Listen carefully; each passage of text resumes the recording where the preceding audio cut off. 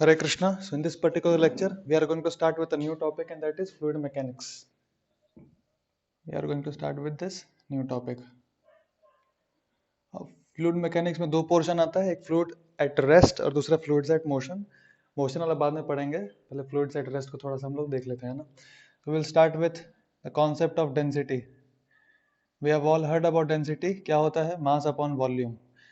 इसका जो most important चीज आपको याद रखना वो ये याद रखना कि density of water is 1000 kg per metre cube, या फिर इसको ऐसे भी लिख सकते हैं 1 ग्राम पर सेंटीमीटर क्यूब.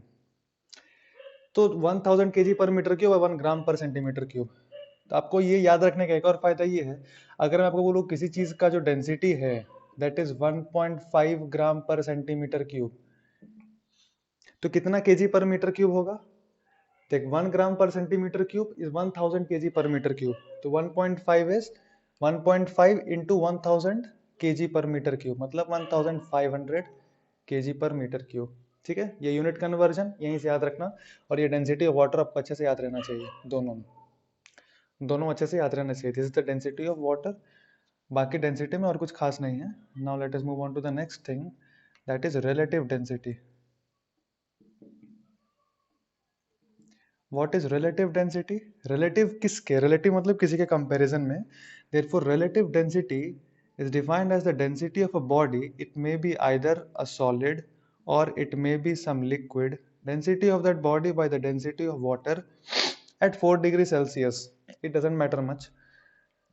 रिलेटिव डेंसिटी क्या हो गया? तो density of water. Density of water तो अपने को पता है 1000 kg पर मीटर क्यूब होता है. इसका मतलब जो डेंसिटी ऑफ बॉडी होगा वो क्या होगा? रिलेटिव डेंसिटी मल्टीप्लाइड बाय 1000 इन केजी पर मीटर क्यूब. इसका मतलब अगर मेरे को किसी बॉडी का relative density they they, suppose for example दिया रिलेटिव डेंसिटी 2, इसका क्या मतलब है कि हम फटाक से देख के बोल सकते हैं उसका डेंसिटी कितना होगा? 2000 kg पर मीटर क्यूब. अगर हमको किसी चीज का बोला रिलेटिव डेंसिटी 0.7, तो उसका डेंसिटी कितना होगा? 0.7 multiplied by 1000 which is the density of water. 0.7 multiplied by 1000 that is the density of water. तो 0.7 multiplied by 1000 is 700 kg per metre cube. ठीक है, तो रिलेटिव डेंसिटी जैसे हम देखते हैं हमको पता पड़ जाना चाहिए उस बॉडी का डेंसिटी क्या होगा, उसका रिलेटिव डेंसिटी मल्टीप्लाइड बाय 1000. ठीक है, और अगर रिलेटिव डेंसिटी 1 से बड़ा है तो that body is denser then water, है ना. रिलेटिव डेंसिटी अगर 1 से बड़ा है इसका मतलब the density of body must be greater than the density of water. उससे ज्यादा रहा होगा तभी रिलेटिव डेंसिटी 1 से बड़ा है. ठीक है, तो ये हुआ रिलेटिव डेंसिटी का कॉन्सेप्ट. छोटा छोटा बात है पर आगे काम आएगा अपना रिलेटिव डेंसिटी. ठीक है, तीसरा चीज, एक चीज देखो, variation of density. Variation of density, we can vary density in primarily 2 ways. क्योंकि डेंसिटी क्या होता है? Mass upon volume. तो मास तो कभी चेंज होने वाला नहीं है, this always remains unchanged. But what can be changed is the volume, right? And volume can be changed in 2 ways. Either you change the temperature or you can change the pressure. In these two situations the volume changes. ठीक है, क्योंकि temperature अगर आप बढ़ाते हैं तो expansion होता है, एक्सपेंशन होने से वॉल्यूम चेंज हो जाता है, तो डेंसिटी अफेक्ट हो जाएगा. और प्रेशर भी चेंज करने से volume gets affected, therefore the density will get affected. Temperature का चेंज कैसे अफेक्ट करता है? देख, मान लो rho dash is m by V dash. ठीक है, हमने टेम्परेचर चेंज किया. So and the initial density was say mass by volume. मेरे को चाहिए न्यू रो डैश. ठीक है, हमने कुछ टेम्परेचर चेंज किया से let the increase in temperature be delta T. Of course this thing will come later in thermal expansion, but चूंकि इससे रिलेटेड है डेंसिटी से तो अभी खत्म करा दे रहा हूँ. नहीं भी समझ में आया तो अभी लिख लो, समझ में आएगा कि नहीं समझ में आएगा. Let the increase be delta T, increase in the temperature be delta T. ठीक है, सो अगर मैं बात करूं डेल्टा डैश बाय डेल्टा का तो वो क्या आ जाएगा? v upon V dash. ठीक है, अब आप पढ़ेंगे थर्मल एक्सपेंशन में कि जब हम किसी ऑब्जेक्ट को हीट करते हैं तो जो नया वॉल्यूम होता है वो होता है पुराना volume into 1 plus gamma delta T. ठीक है, where gamma is coefficient of volume expansion. It's a constant, Young's modulus नहीं है रे. It is a constant for a particular body. It's a constant for a particular body. It varies from body to body, हर body का अपना अलग अलग gamma होता है. और जब वॉल्यूम एक्सपेंशन का बात करते हैं तो ये गामा आता है. ठीक है, सिंपल सा फॉर्मूला है. और ये डेल्टा टी क्या है? Change in temperature. So V dash is V into one plus gamma delta T. तो इस वी डैश को यहाँ पे अगर हम पुट कर देंगे तो आएगा V into one plus gamma delta T, and this will get cancelled out. So the volume rho dash it is rho by one plus gamma delta T. This is how this is the new volume in terms of the change in temperature. So, I mean this is a new density in the terms of old density when the temperature is changed. ठीक है, तो temperature change करने से ये density affect होता है।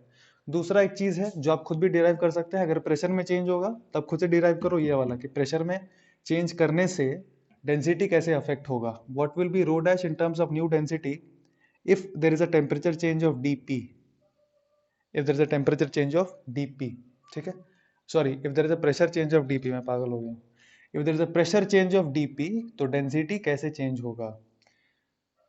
तो देख, अगर हम यही वाला बात फिर से करें यहाँ पे, सो रो डैश अपॉन रो क्या है, v upon V dash, right. और एक चीज हमको पता है कि bulk modulus of a medium is minus V dp by dv, right. इसको हम लिख सकते हैं v by v plus dv। हाँ, नया जो v डैश है उसको हम लिख सकते हैं v plus dv। Of course dv हमको पता नहीं प्लस है माइनस है क्या है, तो हम for the sake of just for the sake of writing have written plus dv। वो dv पॉजिटिव हो सकता है, नेगेटिव भी हो सकता है, नेगेटिव भी होता है अपने को पता है। खैर, रो डैश बाई रो क्या आ रहा है देखो, v बाई v प्लस, वहां से dv को किसी तरह सब्सटीट्यूट अगर हम करें नेगेटिव ही आएगा, और dv कितना आ रहा है देख, minus v dp by b, है ना। dv को यहाँ पे सब्सटीट्यूट किया तो minus v dp by b, तो यहाँ से dv के बदले आ रहा है minus v dp by b, और अगर हम v को कैंसिल कर दें तो 1 माइनस dp बाई b।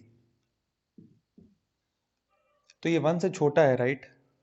तो डेंसिटी को जब उधर लाएंगे तो जो नया डेंसिटी आएगा वो पुराने डेंसिटी से बड़ा रहेगा। डेंसिटी बढ़ क्यों रहा है, density actually is increasing because compress करते हैं हम जनरली। जब भी प्रेशर हम चेंज का प्रेशर मतलब इसका मतलब प्रेशर को इंक्रीज किया गया है डीपी, कभी प्रेशर घटाते नहीं है जनरली। जब हम नीचे ले जाते हैं तो प्रेशर, ऑफ कोर्स डीपी अगर पॉजिटिव रहा, अगर हम सरफेस से नीचे ले जा रहे हैं तो डीपी पॉजिटिव होगा, चेंज इन प्रेशर पॉजिटिव होगा।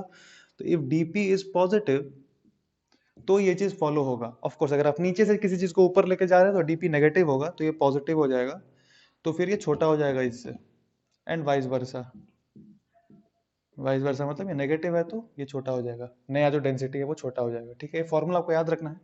ये फॉर्मूला का अगर थोड़ा सा इसको अप्रोक्सीमेट किया जाए तो ऐसे लिख सकते हैं 1 minus D P by B का पावर माइनस 1, एंड आपने बाइनोमियल एक्सप्रेशन में पढ़ा होगा that if this change in pressure is very very if dp by b is very very less than 1, तो हम लोग ऐसे करके लिखते हैं इसको 1 प्लस एक्स का पावर n को लिख सकते हैं 1 plus N X if x is very very less than 1। तो इसका हम एक्सप्रेशन को ऐसे भी लिख सकते हैं कि rho dash equals to rho into 1 plus D B by B, ठीक है, क्योंकि ये माइनस अंदर आ जाएगा 1 प्लस एन एक्स टाइप से, तो 1 plus D P by B हो जाएगा, ठीक है। तो जो चेंज इन प्रेशर आया, जो change in pressure D rho, ये चेंज इन प्रेशर कितना आ रहा है, rho D P by B, rho D P by B, ठीक है। अगर आपको याद हो HCV में स्ट्रेस स्ट्रेन वाला जो चैप्टर था उसमें एक क्वेश्चन था जहां पे बोला गया था कि density at the surface is given as 1030 kg per metre cube, और एक and if we go 400 metre depth में अगर हम जाते हैं तो पूछा था वहां पर जो नया डेंसिटी है वो कितना होगा। इट वाज, मैं आपको दिखाता हूँ, HCV का स्ट्रेस स्ट्रेन चैप्टर में it was question number 14 most probably.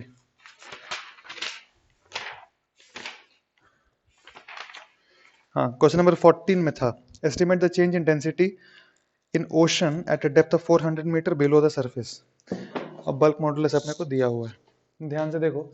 उस क्वेश्चन को वहां पे भी किया गया था, मैंने किया था वहां पे भी, पर दूसरे मेथड से किया था। अभी जो हमने जस्ट फॉर्मूला डिराइव किया वो क्या था, D rho was rho D P by what was there,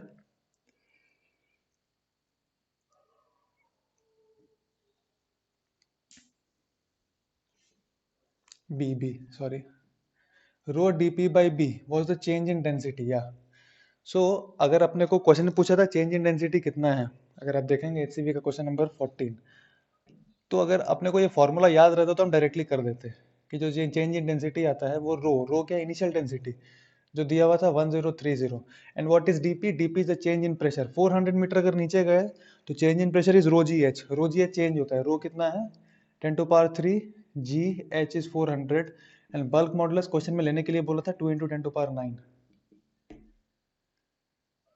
तो अगर ये कर दिए तो डायरेक्ट निकाल सकते थे हम 10⁻456, so it is 2060 into 10⁻³ and that was 2.06 kg per meter cube. So we could have directly said if we would have remembered this formula, but नहीं याद है तो थोड़ा लंबा पड़ जाएगा आपको. But this is how the essential thing which I want to tell is that density will vary with temperature as well as pressure, and you have to understand both the things. Formula याद रखे तो काफी अच्छा है, ठीक है. So ये पूरा हुआ बात डेंसिटी का अपना ढंग से. अब हम बात करते हैं प्रेशर का. जब प्रेशर का बात करते हैं मैंने आपको स्ट्रेस स्ट्रेन में बताया था कि स्ट्रेस और प्रेशर में थोड़ा सा अंतर है. प्रेशर होता है परपेंडिकुलर फोर्स अपॉन एरिया, ये सब बचपन से पढ़ते हुए आ रहे हैं. But still I tell you there are certain differences between pressure and stress. दो डिफरेंस मैं आपको बताता हूं. पहला, pressure cannot be tangentially applied, it cannot be tangential. Whereas the stress में हमने पढ़ा है कि there is something called shear stress which is applied tangential to the body, है ना. कोई भी अगर एक बॉडी है उस पर आप ये जो स्ट्रेस अप्लाई करते हो ऐसे करके, तो ये force upon this area is called shear stress. जबकि ऐसा करके प्रेशर के केस में कोई चीज डिफाइन नहीं होता, टेंजेंशियल प्रेशर नहीं, it has to be normal only. दूसरा चीज, अगर कोई बच्चा बोले सर तो लॉन्गिट्यूडनल स्ट्रेस ही प्रेशर है क्या, क्योंकि लॉन्गिट्यूडनल स्ट्रेस जो होता है वो तो परपेंडिकुलरली अप्लाई करते हैं, तो क्या this is equals to pressure? No, pressure is always compressive. Pressure can not extend something, it is always compressive. जब हम प्रेशर वर्ड यूज करते हैं it means it is compressive. Pressure हमेशा कंप्रेस करेगा, प्रेशर कभी एक्सपेंड नहीं करेगा किसी चीज को. Whereas we have heard of tensile stress. Tensile stress and compressive stress, दो तरह का स्ट्रेस था. So compressive stress is a kind of pressure because वो नॉर्मल भी लगता है and it compresses also. But tensile stress is not like pressure because it खींचता है बॉडी को. प्रेशर खींचेगा नहीं, बॉडी हमेशा पिचकाएगा, प्रेशर का काम वही है. इसलिए वो लिक्विड के केस में जब इसका बात कर रहे थे वॉल्यूम स्ट्रेस का, तो वो it is a kind of a pressure only. But in general stress is a different concept all together. Third difference ये भी है कि pressure is external perpendicular force upon area, और स्ट्रेस का बात करें तो वो internal restoring force upon area होता है. दोनों कंसेप्चुअली डिफरेंट है. देयरफॉर आपको बस इतना समझना है कि pressure and stress are two different things and we study differently as well. Essentially pressure का formula is the same, F perpendicular upon area, this we know. And SI unit of pressure is newton per metre square, that is called pascal. थोड़ा सा और detail में आगे बताऊंगा जब atmospheric का हम लोग जब एटमॉस्फेरिक प्रेशर का बात करेंगे तो. Now let us look at variation of pressure. Variation of pressure. Consider that there is a beaker और इसमें पानी भरा हुआ है, ठीक है. अब ध्यान समझना जो कह रहा हूं. इसमें पानी भरा हुआ है and I am taking cross section of this water. This is a part of the water, this is not a separate body जो मैंने पानी में घुसाया है. ये पानी का ही एक पार्ट है, ठीक है. पानी का ही एक पार्ट है और इसको मानता हूं कि इसका क्रॉस सेक्शन है ऊपर A. Let this level be A and let this level be B, ठीक है. ये लेवल को मैं मान लेता हूं A, या P और Q, X और Y मानते हैं, चलो X और Y मान लेते हैं इस लेवल को, ठीक है. और इस हाइट को let us call it H. The density of the liquid be rho of L, ठीक है. अब ये जो cylindrical portion of the liquid which I have assumed is in equilibrium, क्योंकि पानी तो रेस्ट पे है और ये सिलिंड्रिकल पोर्शन पानी का ही है, मतलब सॉरी जो भी लिक्विड है उसी का है वो सिलिंड्रिकल पोर्शन, तो that has to be in equilibrium. अब अगर हम उसका FBD ड्रॉ करें, ध्यान से देखना, this derivation is little important. If I try to draw the FBD of this is in equilibrium, तो ऊपर से जो फोर्स लग रहा है वो कितना लग रहा होगा. देखिए यहाँ है, ये पॉइंट है A, sorry this surface area है, से this is the level X. So यहाँ pressure let us call Px. So what is the force? Pressure into area will be the force. और नीचे से जो फोर्स लग रहा है वो कितना लगेगा, pressure at y into a. This is the force from the down side. Plus इसका खुद का भी वेट है which is acting downward. What is the weight of this? Weight will be m into g, and what is m? Density into volume. So this is the density of liquid into volume, which is a into h. This is the mass into g, right? Yeah. So this is an equilibrium, so I'll write that Pxa plus rho LaHg should be equal to Py into A. So A gets cancelled. So मैं P2 और P1 लिख रहा हूँ अब. So P2 is basically P2 मतलब नीचे वाला पे, that is P1 plus rho GH, rho of liquid GH. And I'm most concerned with the change in pressure, and that is rho into L into G into H. This is the most important thing. This is not so important to remember. But what is more important to remember is the change in pressure if I'm going down is rho of the liquid into G into H. This is the most important thing. Say for example, आपको याद कैसे रखना है, देखो जो change in pressure है that is equals to density of the liquid into G into H, and it can be plus minus. Plus minus हो सकता है. प्लस माइनस कैसे? अगर हम कोई भी लिक्विड दिया हो और नीचे ट्रेवल करते हैं, नीचे अगर आते हैं, there is a pressure increase of density of the liquid into rho into ji into H. ये ध्यान देना है आपको. और अगर किसी पॉइंट से आप ऊपर चलते हैं तो प्रेशर रिड्यूस होगा, minus of rho into liquid into ji into H का प्रेशर रिड्यूस होगा. ठीक है, एक छोटा सा क्वेश्चन कर लेते हैं हम लोग. Say for example, this is a level and here the pressure is 9 into 10 to power 5 pascals. ठीक है, यहाँ से there is a point here which is at a height of 40 meters. This is liquid of density 2000 kg per meter cube, 40 metre के height पे है. And this is 20 meter depth from this point only. You have to tell the pressure at point A and the pressure at point B. फटाफट निकाल लो और फिर calculation देख लेना. एक बार आप खुद से ट्राई कर लीजिए, सिंपल सा क्वेश्चन है. And then you look at the calculations. So you see, अगर हम ऊपर जाएंगे, यहाँ का लेवल दिया, ऊपर जाएंगे तो pressure will be decreasing. So this is 9 10 to power 5 minus, अगर हम ए का बात करें, pressure at A minus rho G into H. So this is 9 and this is 8 lakh, this is 9 lakh, so it will be 10 lakh. 10 का power 5 pascals, 1 lakh. Yeah. Now let us talk about B. Pressure at B अगर मेरे को बताना है तो what was there? 9 into 10 to power 5 plus rho. What is the value of G? The value of G is 10. And कितना नीचे आए हैं हम? 20. So this is the increase of, I guess this is 4 lakh. 13 into 10 to power 5 pascals. Yeah, 40,000, 4 lakh. This is 9 lakh, 9 lakh. ठीक. So this is how the pressure varies with आप नीचे जा रहे हैं या ऊपर जा रहे हैं. ठीक है, अब ध्यान से देखो, इस फॉर्मूला को थोड़ा सा चेंज करेंगे. Now let us talk about the variations of this formula. Variation in this formula अपने को समझना है बहुत ही क्लियरली. अपने को, मैं बार बार कह रहा हूँ, आपको कॉन्सेप्ट ये रटा रहना चाहिए कि अगर हम नीचे जा रहे हैं तो प्रेशर इंक्रीज हो रहा है कितने से? Rho L G into H से. ऊपर जा रहे हैं तो rho of liquid into ji into H से प्रेशर डिक्रीज हो रहा है. ये जो जी है इसको ऐसे करके आपको रटना है. अब ये जो चेंज इन प्रेशर आता है वो आता है rho of liquid into A net into H, where A net is the net acceleration if I am sitting with, if I am a particle और मैं उस लिक्विड के अंदर जाके बैठ जाऊं तो मेरे को जो नेट एक्सेलरेशन दिखाई पड़ेगा वो यहाँ पे पुट कर देना है.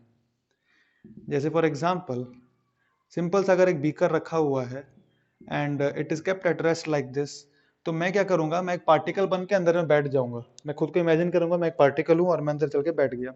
जब मैं अंदर जाके बैठूंगा तो मेरे को नेट एक्सेलरेशन क्या पता पड़ रहा है? नीचे की तरफ जी, नीचे की तरफ जी मेरे को नेट एक्सेलरेशन पता पड़ रहा है. देयरफॉर मेरे को कंक्लूजन ये होना चाहिए कि जिस तरफ नेट एक्सेलरेशन रहता है उस डायरेक्शन में प्रेशर इंक्रीज होता है. जिस डायरेक्शन में नेट एक्सेलरेशन रहता है उस डायरेक्शन में प्रेशर इंक्रीज करता है. कितने से? इतने से. इसीलिए फॉर्मूला होता है रो एल जी एच. ठीक है, पर अगर मान लो, ये फॉर्मूला पे ध्यान रखना, and now if I tell that I keep this same bucket in a lift which is accelerating, so in that case I'll have to take into consideration of a net. और बार बार कह रहा हूं a net जज कैसे करना है? उस liquid में बैठ के, तब हमको पता पड़ पाएगा कि ए नेट कैसे करके लिखना है। तो देखिए, let us take second scenario that this is a fluid and this is accelerating upward with a. ठीक है, तो मेरे को जब प्रेशर बताना है, सपोज यहाँ का प्रेशर है पी नॉट और मेरे को प्रेशर लिखना है ए पे जो कि एच हाइट नीचे है, तो मैं कैसे लिखूंगा? तो मेरे को सबसे पहले क्या करना है, have to imagine myself as a particle और मैं अंदर बैठा हुआ हूँ। तो मैं जब अंदर बैठा हुआ हूँ तो मेरे पे नेट एक्सेलरेशन क्या है? कोई भी अगर एक पार्टिकल है, जी तो लग रहा है पहले से, और ये जो it is kept inside a lift which is accelerating upwards with a, है ना? तो इस पे एक pseudo acceleration kind of thing नीचे लग रहा है ए का, ये आपने पढ़ा है ना? इस पे स्यूडो फोर्स लगेगा नीचे की तरफ है, मैं अगर मैं लिफ्ट में ही चढ़ के, लिफ्ट में क्या पानी में घुस जाऊं, पानी में घुस के रहना है मेरे को, तब मैं वो फॉर्मूला यूज करूंगा rho L into A net into x वाला या एच वाला। तो मैं अगर पानी में घुस के बैठ जाऊं तो नीचे की तरफ स्यूडो एक्सेलरेशन लग रहा है ए, तो जो ए नेट आ रहा है वो क्या आ रहा है? ए प्लस जी। और नेट एक्सेलरेशन नीचे की तरफ आ रहा है, अंदर में अगर मैं घुस के बैठा हुआ हूं तो लिक्विड में नीचे की तरफ नेट एक्सेलरेशन है, मतलब नीचे आने से प्रेशर इंक्रीज करेगा। समझ रहे हैं आप? सो देयरफॉर जो एक्सेस प्रेशर, अगर मैं एच हाइट नीचे जाऊं, that will be density of the liquid into A net into H, अगर मैं एच हाइट नीचे गया हूं तो। ठीक है, उसी तरह से अगर मैं ऊपर जा रहा हूं, अगर एक लिफ्ट में बैठा है, लिफ्ट में अगर एक बीकर है and the lift is now lift is going down with an acceleration of a, in that case अगर एक पर्सन अंदर में बैठा हुआ है, for him what is the net acceleration? जी तो है ही नीचे की तरफ, पर एक अगर लिफ्ट में ही चढ़ के बैठ जाए, लिफ्ट में भी चढ़ के पानी में ही कूद जाए, तो ये जो इसका एक स्यूडो एक्सेलरेशन आएगा ऊपर की तरफ, पर नेट एक्सेलरेशन तो नीचे ही की तरफ है, नीचे की तरफ नेट एक्सेलरेशन कितना है? जी माइनस ए का। So therefore the pressure will increase downward, and what will be the pressure increase if I go to a depth of h? Rho L, what is A net? G minus A into H. This is how you are supposed to write. ठीक है, अब ये जो A net है, this is basically वो जो मैं formula लिखा था यहाँ पे, density of the liquid is a vector quantity A net into G, उस डायरेक्शन में ही प्रेशर इंक्रीज होगा। इसके डायरेक्शन में ये मत समझना कि ये स्केलर है, प्रेशर स्केलर क्वांटिटी है और यहाँ वेक्टर साइन लगा दिया तो ये वेक्टर हो गया, नहीं। ये ए नेट मतलब उस डायरेक्शन में, जिस डायरेक्शन में ए नेट है उस डायरेक्शन में प्रेशर बढ़ेगा। This is my point of writing this vector sign, और ये सब समझ लो आप, ए नेट के डायरेक्शन में रहता है, उसके परपेंडिकुलर कोई भी चेंज आने वाला नहीं है। जैसे फॉर एग्जाम्पल मैं इसको यहाँ पे ऐसे करके, अगर एक ये इज एन इंक्लाइन प्लेन, और अगर यहाँ पे इंक्लाइन प्लेन पे ऐसे करके मैं रख दिया इसको इंक्लाइन प्लेन पे, this is a liquid which is kept. ठीक, ये बताता हूँ पहले। First of all I will come to this question, but I hope this thing is clear, क्योंकि मैं अभी कुछ कुछ और कराऊंगा तो ऑटोमेटिक वो क्लियर होगा आपको। ठीक है, so this thing is clear, कैसे करके वेरी करता है। Now let us talk of some more cases. अगर यही जो यहाँ पे चक्का लगा दिए and now I am accelerating this with a, अब रियलिटी में सोचो क्या होगा।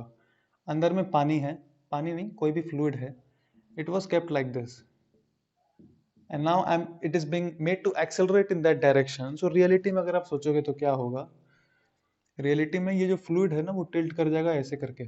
ठीक है, वो टिल्ट कर जाएगा ऐसे करके एट सम एंगल थीटा, ऐसे करके वो टिल्ट कर चुका होगा। Now the question is find theta. पहला question, try to find this angle theta. आप एक बार ट्राई कर लो फिर देखना। ठीक है, और जो कॉन्सेप्ट लगेगा वो यही है, जिस डायरेक्शन, अगर मैं सबसे पहले लिफ्ट में उसमें पानी में चढ़ के कूद जाऊं और मैं पानी में चढ़ के कूदने के बाद देख रहा हूं जिस डायरेक्शन में मेरा नेट एक्सेलरेशन आ रहा है उस डायरेक्शन में प्रेशर सर्टेनली इंक्रीज करेगा। And X and Y direction are independent. अगर वाई के अलोंग भी कुछ एक्सेलरेशन है तो उस वाई के अलोंग जहां पे एक्सेलरेशन है उस डायरेक्शन में जाने से प्रेशर इंक्रीज होगा, और अगर एक्स के अलोंग भी कुछ एक्सेलरेशन है तो उसके अलोंग जाने से भी प्रेशर इंक्रीज होगा। ठीक है, उस चीज का अपने को ध्यान रखना है। तो यहाँ पे अगर हम देखते हैं, अपने को थीटा का वैल्यू बताना है, ट्राई कर लो फिर देखो। Say for example this is X and this is Y. ठीक है, नाउ बिफोर, अच्छा देखो, before proceeding ahead I will tell you very very small thing. एक छोटा सा चीज है जिसको हम कहते हैं atmospheric pressure. Atmospheric pressure, you might have heard of this things also. जैसे यहाँ पे पूरा क्या है, एयर, राइट। सो यहाँ का कोई भी बाउंड्री पॉइंट्स पे ये सारा का सारा पॉइंट्स पे प्रेशर कितना होगा, जो एटमॉस्फेयर का प्रेशर है उसको हम यूजुअली पी नॉट से डिनोट करते हैं। एटमॉस्फेरिक प्रेशर होता है, ठीक है, उसको कहते हैं, जस्ट सरफेस के जस्ट बाहर में एटमॉस्फेरिक प्रेशर रहता है। तो एटमॉस्फेरिक प्रेशर का जो मैग्नीट्यूड होता है that is 1 atm, these are units of pressure, 1 atm is also one of the units of pressure. और the more frequently that you have to use is this 1.01 into 10 to power 5 pascal, ये भी होता है। या फिर 76 centimetre of mercury column, ये barometer का है वो एक चीज which I'll teach later, but this is the most important thing that you have to remember. In pascals it is 1.01 into 10 to power 5 pascals. Very precisely it is 1.013 into 10 to power 5 pascals. In some book it may be given 10 to power 5 pascal, but whatever the condition be, you have to check in the question में 95% time दे देगा कि atmospheric pressure का value कितना consider करने का है। अगर कुछ मेंशन नहीं करता है तो मोस्ट ऑफ द केसेस में एटमॉस्फेरिक प्रेशर कैंसिल हो जाते हैं।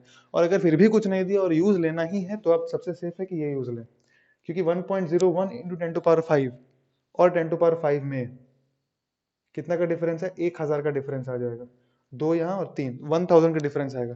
तो 1000 is not a small quantity, so you have to take this proper point, ठीक है, उस चीज का ध्यान रखना। और ये 3 भी ले लेंगे तो 300 का डिफरेंस आएगा, ज्यादा डिफरेंस नहीं है, दैट्स ऑल राइट। अगर कुछ नहीं बोला तो ये लेने का, बट हाँ 95% 99% केस में दे देगा आपका एटमॉस्फेरिक प्रेशर का वैल्यू, आपको इतना लेना है। So this one small thing. और ये एटमॉस्फेरिक प्रेशर कहाँ रहेगा समझ लेना आप, जहां भी हवा रहे। सपोज ऐसे करके मैंने एक टेस्ट ट्यूब बनाया, टेस्ट ट्यूब नहीं है कुछ भी है, यूट्यूब। सो सपोज लिक्विड इसमें ऐसे करके भरा हुआ है, सो यहाँ पे एयर है और यहाँ पे भी एयर है, ठीक है। So in this case also of course यहाँ पे कुछ और लिक्विड है एंड यहाँ पे कुछ और लिक्विड है, whatever the system be, यहाँ पे एयर है ना और यहाँ पे एयर है, सो यहाँ का प्रेशर हो जाएगा पी नॉट, इस पॉइंट पे प्रेशर पी नॉट और इस पॉइंट पे प्रेशर पी नॉट। और अगर यहाँ से हम एच नीचे आए तो यहाँ का प्रेशर कितना होगा, यहाँ का P not plus rho of this liquid into ji into H. Formula भी एप्लीकेबल एज इट इज, ठीक। चलो फाइंड थीटा अपने को बताना था, ठीक है। ये वाले पॉइंट पे अगर हम फोकस करें, इस पॉइंट का नाम दे देते हैं सपोज पी, और ये वाला पॉइंट का नाम दे देते हैं हम ए। तो अगर ध्यान से देखो, अगर हम कूद जाएं इसमें पानी में, तो मेरे को क्या क्या एक्सेलरेशन दिख रहा है, नीचे की तरफ जी, और ये इधर जा रहा है तो इधर एक स्यूडो एक्सेलरेशन है ए का, ठीक है। नाउ दीज टू एक्सेलरेशन को छोड़ के और कोई एक्सेलरेशन नहीं है, राइट। अब ध्यान से समझो, अगर मैं यहां से यहां पे आया, अगर मैं यहां से यहां पे आया तो प्रेशर बढ़ेगा या घटेगा, प्रेशर बढ़ेगा, क्योंकि मैं एक्सेलरेशन के डायरेक्शन में ही जा रहा हूं। जब भी मैं एक्सेलरेशन के डायरेक्शन में जाऊंगा तो प्रेशर इंक्रीज करेगा, और यहां प्रेशर इंक्रीज करने से इसका कोई लिंक नहीं है क्योंकि म्यूचुअली परपेंडिकुलर है। मैं जब ऐसे आ रहा हूं तो उसमें जी का कोई रोल नहीं है, ठीक है ना। आपने वैसे ही पढ़ा होगा कि अगर सेम लेवल पे हम ऐसे करके मूव करते हैं तो प्रेशर कांस्टेंट रहता है, क्योंकि सिर्फ जी लगता था, वो बचपन के केसेस में ऐसा पढ़ते थे कि सेम लेवल पे जी ऐसे लगता था तो प्रेशर चेंज नहीं करता था। पर यहाँ तो यहाँ पे एक्सेलरेट कर रहा है तो पीछे की तरफ एक ए आएगा, तो इस तरफ के इंक्रीमेंट में सिर्फ इसी का रोल होगा, जी का कोई रोल नहीं होगा। और वर्टिकल के इंक्रीमेंट या डिक्रीमेंट में ए का कोई रोल नहीं होगा, सिर्फ जी का रोल होगा। So this one concept you have to take care of, ठीक है। नाउ प्रेशर एट अगर मेरे को पी बताना है, so this will be what, pressure at A. अच्छा एक बात बताओ, प्रेशर एट ए कितना होगा, प्रेशर एट ए मैंने बिल्कुल ये वाले पॉइंट को माना है, दैट इज एटमॉस्फेरिक प्रेशर, वहां पे एटमॉस्फेरिक प्रेशर है, प्लस इस तरफ आ रहे हैं तो प्रेशर इंक्रीज होगा कितना, rho of liquid into this acceleration. Formula पे ध्यान देना, ये वाला एक्सेलरेशन कितना ए, और डिस्टेंस कितना ट्रेवल किए एक्स, पहला इक्वेशन, ठीक है। अच्छा प्रेशर एट पी को हम ऐसे भी लिख सकते हैं, पी नॉट, यहाँ पे भी पी नॉट है ना, ये भी तो एटमॉस्फेयर ही है, plus rho of the liquid into ji into y, नीचे आए हैं y, this is second equation. If you carefully see, देख ये सेम है, ये सेम है, ये भी सेम रहना चाहिए। So from here I will get ax equals to gy, therefore tan theta is y by g, so y by x, so y by x is a by g and that is tan theta, so theta is this tan inverse a by g। Simple सा simple सा proof है इसका, ये वाला ऐसा करके। और आपको याद रहना चाहिए रिजल्ट, कि याद रखना नहीं रखना, बट एसेंशियली याद रखना तो अच्छा है।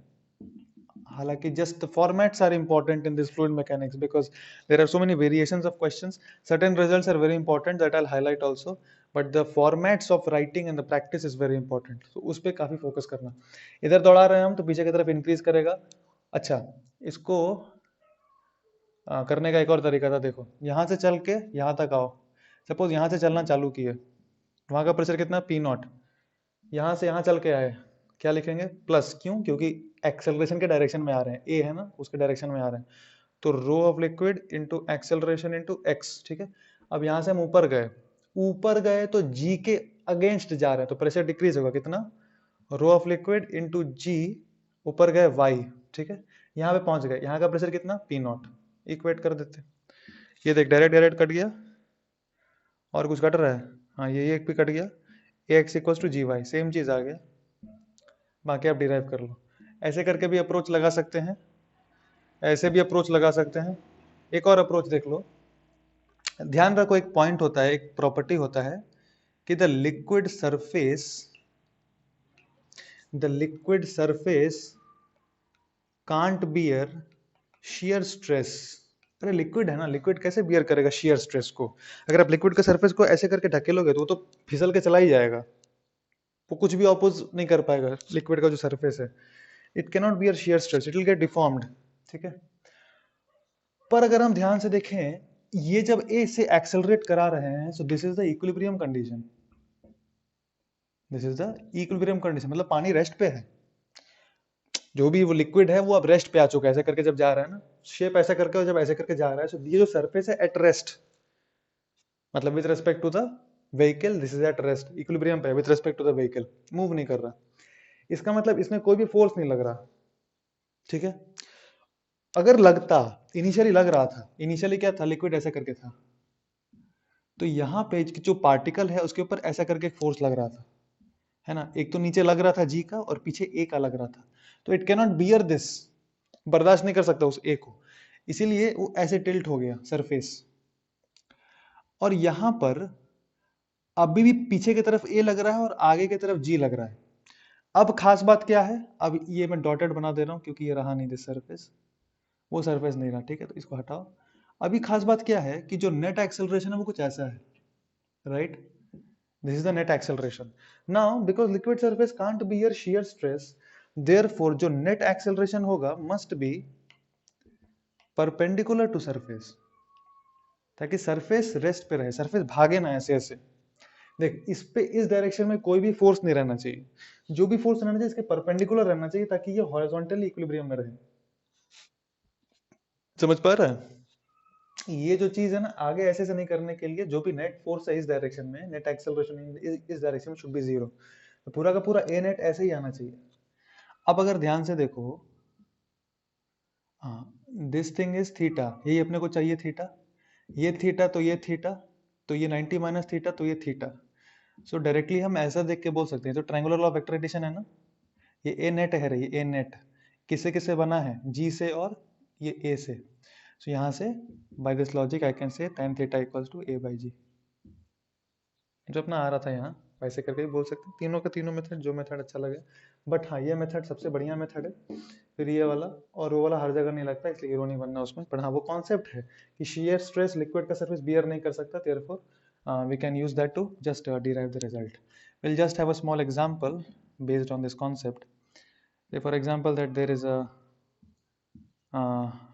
liquid container which is accelerating with an acceleration of 2 meter per second square. Naturally it will be tilted like this, and I'm taking this thing as origin.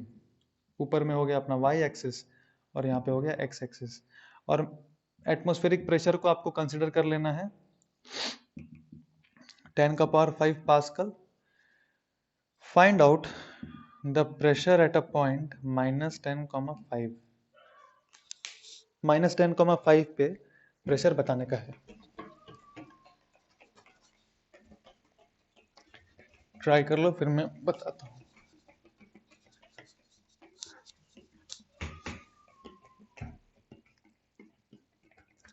ठीक है, चलिए देखिए कैसे करके निकालेंगे, -10,5 पे, तो यहाँ से स्टार्ट करेंगे चलना यहाँ तक -10 तक, और फिर यहाँ से हम चुपचाप 5 तक चलेंगे, ठीक है।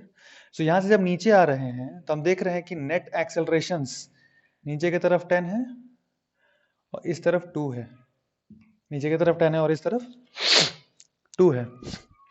यहाँ से जब नीचे आएंगे, वहाँ का प्रेशर है 10 टू पावर 5, यहाँ से जब नीचे आ रहे हैं तो जी के डायरेक्शन में आ रहे हैं, 10 के डायरेक्शन में आ रहे हैं, इसका कोई रोल नहीं है, परफेक्टली इसका रोल है, कितना, rho of the liquid, of course ये वाटर है, तो rho of the liquid into ji into H, H को कितना लेना, इसको वाटर लेना, फिर सॉल्व कर लो, ट्राई कर लो एक बार फिर से डेटा लेके।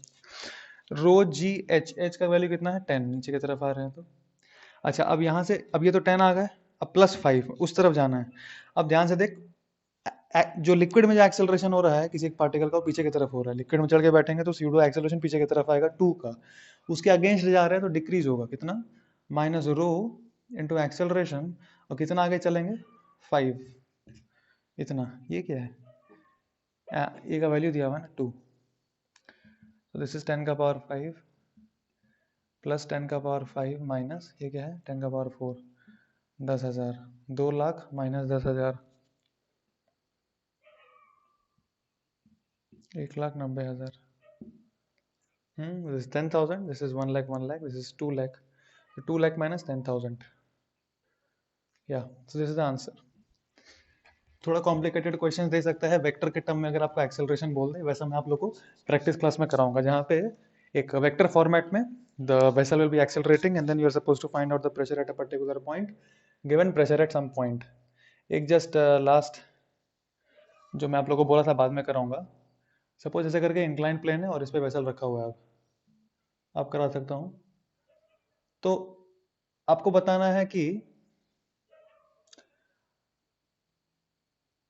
ये कैसा दिखेगा, ये जो सरफेस है कैसा दिखेगा, यही बताना है बेसिकली आपको। ये एक छोटा सा होमवर्क दे रहा हूँ मैं, खुद से थोड़ा सोचना कि इनिशियली सपोज ऐसा करके था, अब छोड़ देंगे तो वैसा ही रहेगा ना, लेवल तो सेम रहना चाहिए, जब मूव नहीं कर रहा तो पिक पकड़ के रखे हैं तो ऐसा ही दिखेगा, जब छोड़ देंगे तो ये कैसा हो जाएगा, कितना होगा, हॉरिजॉन्टल से इसका सरफेस कितना बनाएगा, find angle made by the surface of water with plus x axis when released। हमको मानना है कि कुछ भी बाहर स्पिल आउट नहीं होगा, and this is the x axis, ये वाला x एक्सिस है अपना, ये वाला y एक्सिस, ठीक है। गुड क्वेश्चन, एक बार ट्राई करो तो थोड़ा कॉन्सेप्ट और क्लियर होगा आपको ढंग से, बस ये ध्यान रखना। अच्छा, इसमें इस एक चीज का इंपॉर्टेंस है, मैं आपको एक क्वेश्चन बता दूं क्या, बता देता हूँ क्योंकि इंपॉर्टेंट है, कंसेप्चुअल है। देख, आपको याद होगा एक लिफ्ट में ये लटका के टाइम पीरियड पूछते थे, टाइम पीरियड कितना, याद है, एक पेंडुलम लटकाते थे लिफ्ट में और यहाँ से रिलीज करते थे इस चीज को, इस लिफ्ट को, लिफ्ट क्या बोले इसको, जो भी, इस ट्रॉली में ये ऐसे करके पेंडुलम लटका, उसको यहाँ से रिलीज किया, बोलते थे टाइम पीरियड कितना है। टाइम पीरियड का अगर आपको फॉर्मूला याद हो क्या होता था, 2 π√L/g इफेक्टिव, 2 π√L/g इफेक्टिव, ये जी इफेक्टिव वेक्टोरियली लिखते थे, है ना, तो जब यहाँ से रिलीज करते थे तो हम अब जी इफेक्टिव कैसे अज्यूम करते थे, लिफ्ट में जा करके, लिफ्ट में जा करके आपको देखना है कि जी इफेक्टिव कैसा दिखेगा। तो जी इफेक्टिव कैसा दिखेगा, देख नीचे की तरफ एक जी लग रहा है और इसका चूंकि ये थीटा पकड़ लो तो इसका स्यूडो एक्सेलरेशन इस तरफ लगेगा जी साइन थीटा, राइट। तो g effective is the vector sum of this and this. मैं बार बार कह रहा हूँ जी इफेक्टिव कैसे करते हैं, उसमें बैठ के, लिफ्ट में बैठ के आपको देखना है, बिल्कुल जैसे यहाँ पे मैंने आपको बताया था कि अगर आपको चेंज इन प्रेशर लिखना है तो that is rho of the liquid into acceleration net into the distance which you have traveled। this acceleration net is in vectorial format and how do you determine it, हमको उस liquid में चढ़ के बैठना पड़ेगा और फिर देखना पड़ेगा एक्सेलरेशन कैसा है। उसी तरह से यहाँ पे जी इफेक्टिव आपको लिफ्ट में बैठ के देखना पड़ेगा, तो यहाँ पे एक जी साइन थीटा लगेगा। अब इस जी को तोड़ते थे दो पार्ट में, जब जी को दो पार्ट में तोड़ते थे तो ये आता था जी साइन थीटा और ये आता था जी कॉस थीटा, सो ये और ये कैंसिल आउट होता था, बचता क्या था जी कॉस थीटा, तो द आंसर इसका टाइम पीरियड आता था 2 π√L/g cos थीटा, ठीक है। Just for your just a small hint for this particular case, conceptually यहाँ पे कुछ कुछ बातें सेम होंगी, ठीक है। Now let us come to some questions, and question की मदद से मैं कुछ कुछ कॉन्सेप्ट्स आपको क्लियर कराऊंगा। चलो कॉन्सेप्ट नंबर 1, कुछ कुछ क्वेश्चन की मदद से, I will try to sort out certain concepts. Let us say for instance that this is a U tube and initially ऐसे करके यहाँ पे वाटर भरा हुआ था, अगर वाटर भरा हुआ रहेगा तो सेम लेवल पे रहेगा, ये अपने को पता है ना, सेम लेवल पे रहेगा। अब वाटर का जो डेंसिटी अपने को पता है तो वो मैं बताऊंगा नहीं आपको, और बस ये कह दे रहा हूँ कि initially this was 40 centimetre height तक था, and both the sides are identical, cross section area same दिया हुआ है, दिस इज 40 सेंटीमीटर दिया हुआ है, ठीक है। Now I am telling you that in this particular arm I pour Hg up to 2 centimeter height, up to 2 centimeter in length, मतलब 2 centimetre of mercury पोर करेंगे यहाँ से, 2 सेंटीमीटर ऑफ हाइट का मरकरी हम पोर करेंगे, और मरकरी का जो डेंसिटी होता है that is 13.6 into 10⁻³ kg per metre cube. Now the question is draw the final arrangement, the question is draw the final arrangement. दिखने में कैसा लगेगा, दिखने में कैसा लगेगा, बस ये वाला चीज अपने को ड्रॉ करने का, ठीक है। तो देख के कैसे करके करेंगे, यहाँ पे ये 40 सेंटीमीटर है तो ये 40 सेंटीमीटर होगा, फाइनल अरेंजमेंट दिखने में कैसा होगा और क्या होगा वो थोड़ा सोचते हैं हम लोग। ऐसा करके ये यूट्यूब है, देखो अगर आप मरकरी डालेंगे नेचुरली मरकरी जो है it won't get mixed, mercury और पानी मिक्स नहीं होगा, मरकरी का डेंसिटी बहुत ज्यादा है, 13.6 into 10⁻³ kg per metre cube, पानी का सिर्फ इतना ही डेंसिटी है, मरकरी का 13.6 टाइम्स ज्यादा है।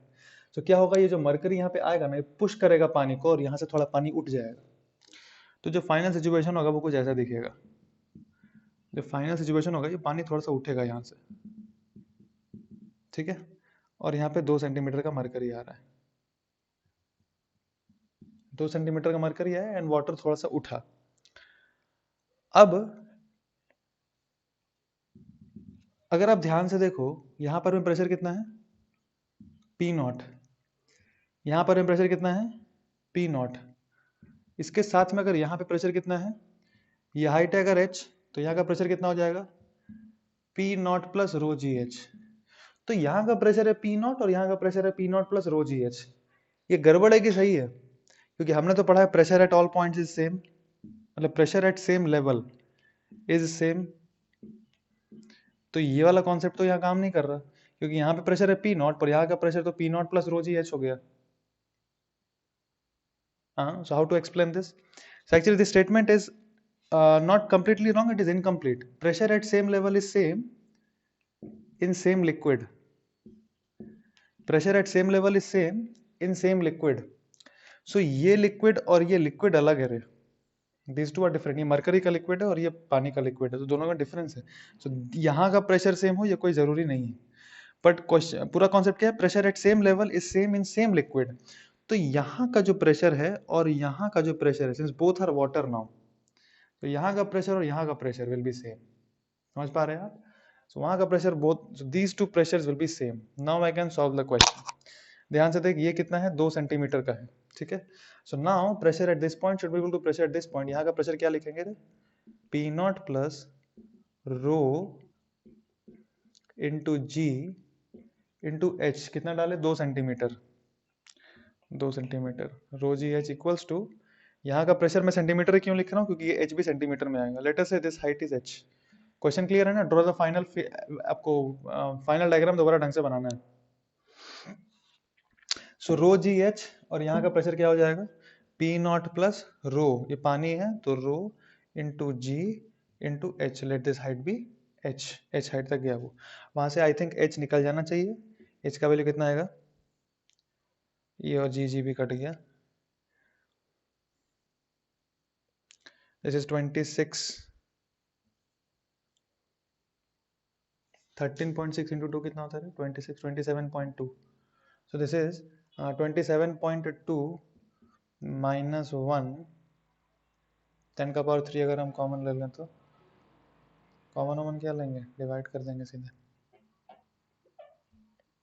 so this is 27.2 ना, actually board पे calculation is very tough to, not able to see properly, anyway I think this 10⁻³ is getting cancelled, हाँ hopefully 10 तो कट ही रहा है, P0 कट गया, then I've got 10 and this 10⁻³ is getting cut, yeah I'm sorry, actually it's difficult for me to see on board the things, so this I'm getting as height 27.2 centimeter, So this height is 27.2 centimeter. All right. This 27.2 centimeter का जो water column है, this will balance only 2 centimeter of mercury column. ठीक है. Now I've got this 27.2 centimeter. Now how to draw the final figure? अब ध्यान से समझो, ये 27.2 है, तो हम लेते हैं this is x and this is x. ठीक है. Now x plus this. x plus what? 27.2. This should be equal to 80. Why? क्योंकि ओरिजिनली ये 40 और ये 40, so this length will be conserved. जितना नीचे जाएगा उतना ही ऊपर उठेगा ये जितना नीचे जाएगा ना ये उतना ही तो ऊपर उठेगा, तो टोटल लेंथ जो है वो 80 रहना चाहिए, दिस प्लस दिस. सो यहाँ मैंने ये x माना, ये x माना, this is 27.2, so x this should be equal to 80. तो यहाँ से x का वैल्यू कितना आ रहा है, 80 minus 27.2 is 53.8, right. 63, 73, 79 and then 80, this much by 2, so that is 26.9, yeah, 52 and then 1.8, 23.8, so 26.9 centimeter. So that is the value of x. So दिखने में ऐसा कुछ लगेगा कि ये वाला जो वैल्यू है, this is how much, 26.9 and ये 2 सेंटीमीटर और ये 26.9 प्लस 27.2, तो ये काफी बड़ा हो जाएगा. ठीक है. This is the final arrangement. ऐसा कुछ दिखने में लगेगा 26.9 लाइक दिस. सो कॉन्सेप्ट, आप कॉन्सेप्ट में ये सिखाना चाह रहा था, pressure at same level is same in same liquid. This is the thing that we have to take care of. That's it. Okay, now let us solve. This is basic. जो भी आपको portion सिखाना था वो मैं सिखा रहा हूँ. There is just one more concept which is left in this section number 1, then we'll go to section number 2. first section ये सारा basics है. second section है we'll learn Archimedes principle. इसमें एक और concept है, देखो, rotating fluids. the concept of rotating fluids, say for example cylinder बनाते हैं. चलो, there is one cylinder which is rotating. there is one cylinder that is rotating about this axis with a speed of omega. Now I am supposed to find out that is axis से when I go at a distance of x, what is the pressure at this point. ठीक है. so मैं quickly बता देता हूँ. देखो, आप एक बार खुद से भी ट्राई कर सकते हैं. You can try to draw this cylinder and use a method of integration to find out the result. At this x what will be the pressure. यहाँ पे प्रेशर कितना होगा, this is rotating and this is the axis of rotation. Let us take this small element. ये L पे जाके suppose मैं पूछता हूँ आपको, और मैं x पे जाके एक एलिमेंट लेता हूँ dx का. When I draw this dx, let the pressure here be P and let the pressure here be P plus dP. क्योंकि अगर मैं उसमें जाके बैठ जाऊंगा तो इस स्मॉल एलिमेंट पे एक स्यूडो फोर्स भी लगेगा बाहर की तरफ. अगर ओमेगा से घूम रहे हैं, उस पर चढ़ के बैठ जाऊं तो इसके ऊपर एक स्यूडो फोर्स लगेगा बाहर की तरफ. And what will B that, m omega square r. या and what is this dm? It is mass. क्या होता है, density into volume. So what is the density? That is the density and volume is cross sectional area into dx. So this is m omega square r. Yes. So now if I balance the forces, यहाँ से जो force लग रहा है this is this much, और यहाँ से जो force लग रहा है this is this much. Now this is an equilibrium, right? वो liquid rotate कर रहा है but that is an equilibrium. So I'll balance the forces. balance करेंगे तो PA कट जाएगा यहाँ से, और इस तरफ जो net आ रहा है वो आ रहा है dPA and that should be equal to this. उसमें भी AA कट जाएगा तो आएगा dP equals to rho omega square x dx. I have to integrate both the sides where x is varying from, ये x यहाँ से लिया था, so x is varying from 0 to L, जहाँ पे मेरे को चाहिए प्रेशर 0 to L. 0 पे प्रेशर कितना मानते हैं, यहाँ पे प्रेशर से for example something P not, and यहाँ पे प्रेशर अपने को P जो चाहिए. तो जो चेंज इन प्रेशर आ रहा है वो कितना आ रहा है, देखो जो चेंज इन प्रेशर आ रहा है वो आ रहा है रो omega square L square by 2. Row omega square L square by 2. So this is altogether a different concept what we have studied right now, that अगर एक लिक्विड रखा हुआ एक वेसल में which is rotating, तो जो रोटेशन वाला axis है अगर वहां से हम L दूर जाएं, so the pressure will increase and it is natural because to balance the centrifugal force on this particular liquid column, बाहर से फोर्स लग रहा होगा, ज्यादा प्रेशर लग रहा होगा तो वो बैलेंस कर पाएगा, वरना बाहर ही निकल जाएगा. और लिक्विड तो इक्विलिब्रियम में है, आप समझ पा रहे हैं. ये लिक्विड का ही ये कॉलम है, लिक्विड का ही एक सिलेंडर बनाया अंदर में. Like that. So rho omega L square by to. इसको करने का एक और तरीका भी है. अगर आप ध्यान से देखो ये जो पोर्शन है,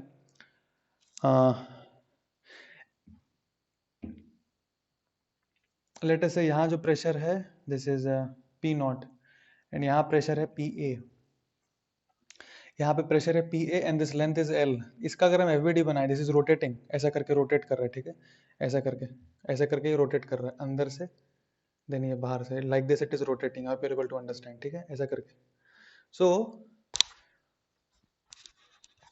अगर उसका सेंटर ऑफ मास को हम फोकस में रख के हम एफ बी डी बनाए हैं, तो यहाँ से जो फोर्स लग रहा है वो लग रहा है पी नॉट ए, और इस पे बाहर की तरफ स्यूडो फोर्स लगेगा एम ओमेगा स्क्वायर आर. अगर लिक्विड में बैठ के ही मैं देख रहा हूँ तो यहाँ से लग रहा है पी नॉट ए, यहाँ से लग रहा है पी ए इंटू इसका एरिया, और इसका सेंटर ऑफ मास से बाहर की तरफ एक सेंट्रीफ्यूगल लगेगा, वो कितना लगेगा M omega square R. What is M? Density into volume, A into the length, M omega square. अब एल क्या लिखेंगे रे? सेंट्रीफ्यूगल फोर्स लगाते हैं एम ओमेगा स्क्वायर आर, उसमें आर क्या लिखेंगे? सेंटर ऑफ मास का. इसका सेंटर ऑफ मास कितना दूर पे है? एल बाई टू पे. ये ध्यान दियो. Now this plus this should be equal to P A का pressure, P A into A. तो यहाँ से शायद A is getting cancelled. What is the pressure at ए?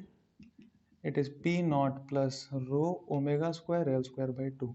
तो एक्सेस प्रेशर इतना ही आ रहा है जितना आया है. आपको सर्कुलर मोशन में ये कॉन्सेप्ट सिखाया था मैं, कि अगर एक रॉड को आप रोटेट करते हो, सो what is the hinge force that is required here? What is the hinge force? Suppose for example a rod of mass m length L has to be rotated with omega, has to be rotated with omega. So यहाँ पे जो tension लगता है that should be equal to center of mass का m omega square, r क्या लेते थे L by 2. ये ध्यान, ऑफ कोर्स रॉड अगर यूनिफॉर्म रहा तभी ये वैलिड होता है. ये L by 2 क्या है? सेंटर ऑफ मास का एक्सिस से दूरी L by 2.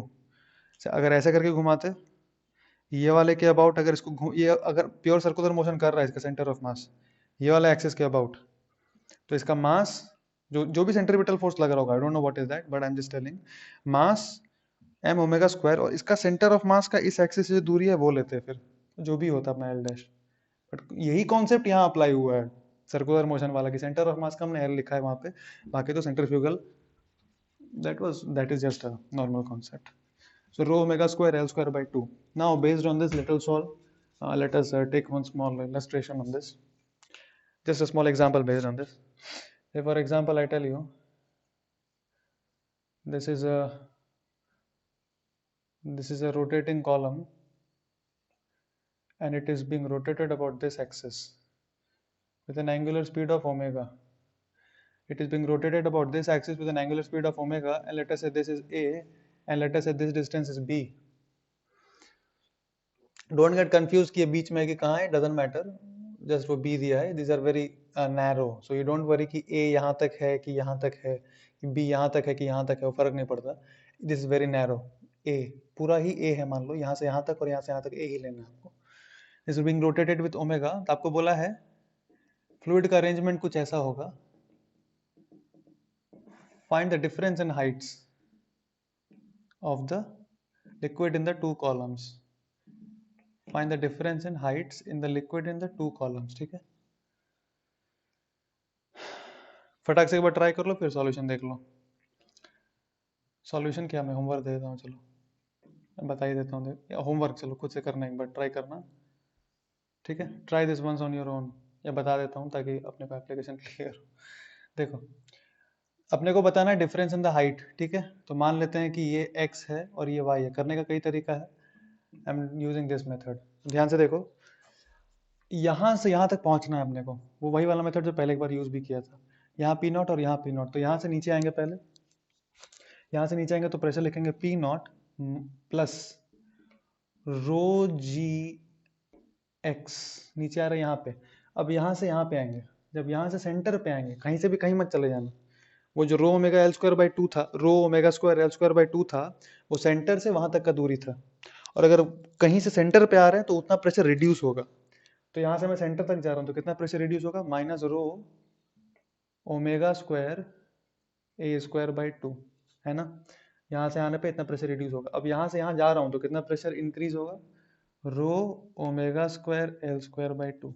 अब यहाँ से यहाँ ऊपर उठ रहा हूँ तो प्रेशर डिक्रीज होगा कितना का, rho g y, and this should be equal to P naught. यहाँ तो एटमॉस्फेरिक प्रेशर है, तो this two are getting cancelled.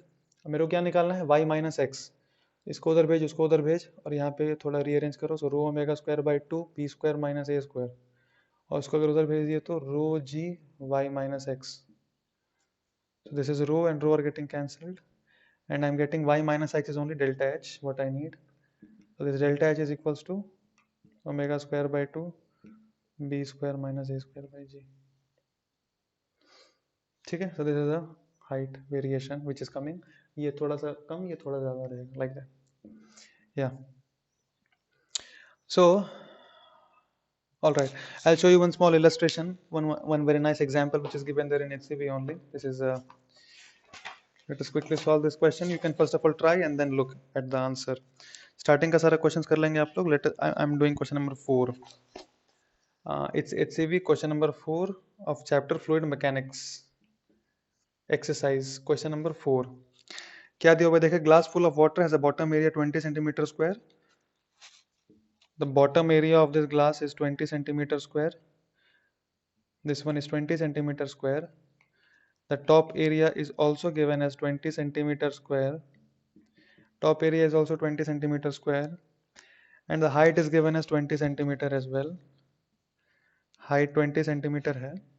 अब बोला it is filled by water. अच्छा, पहला क्वेश्चन बोला इसमें हाफ लीटर वाटर है, 0.5 litre water is there.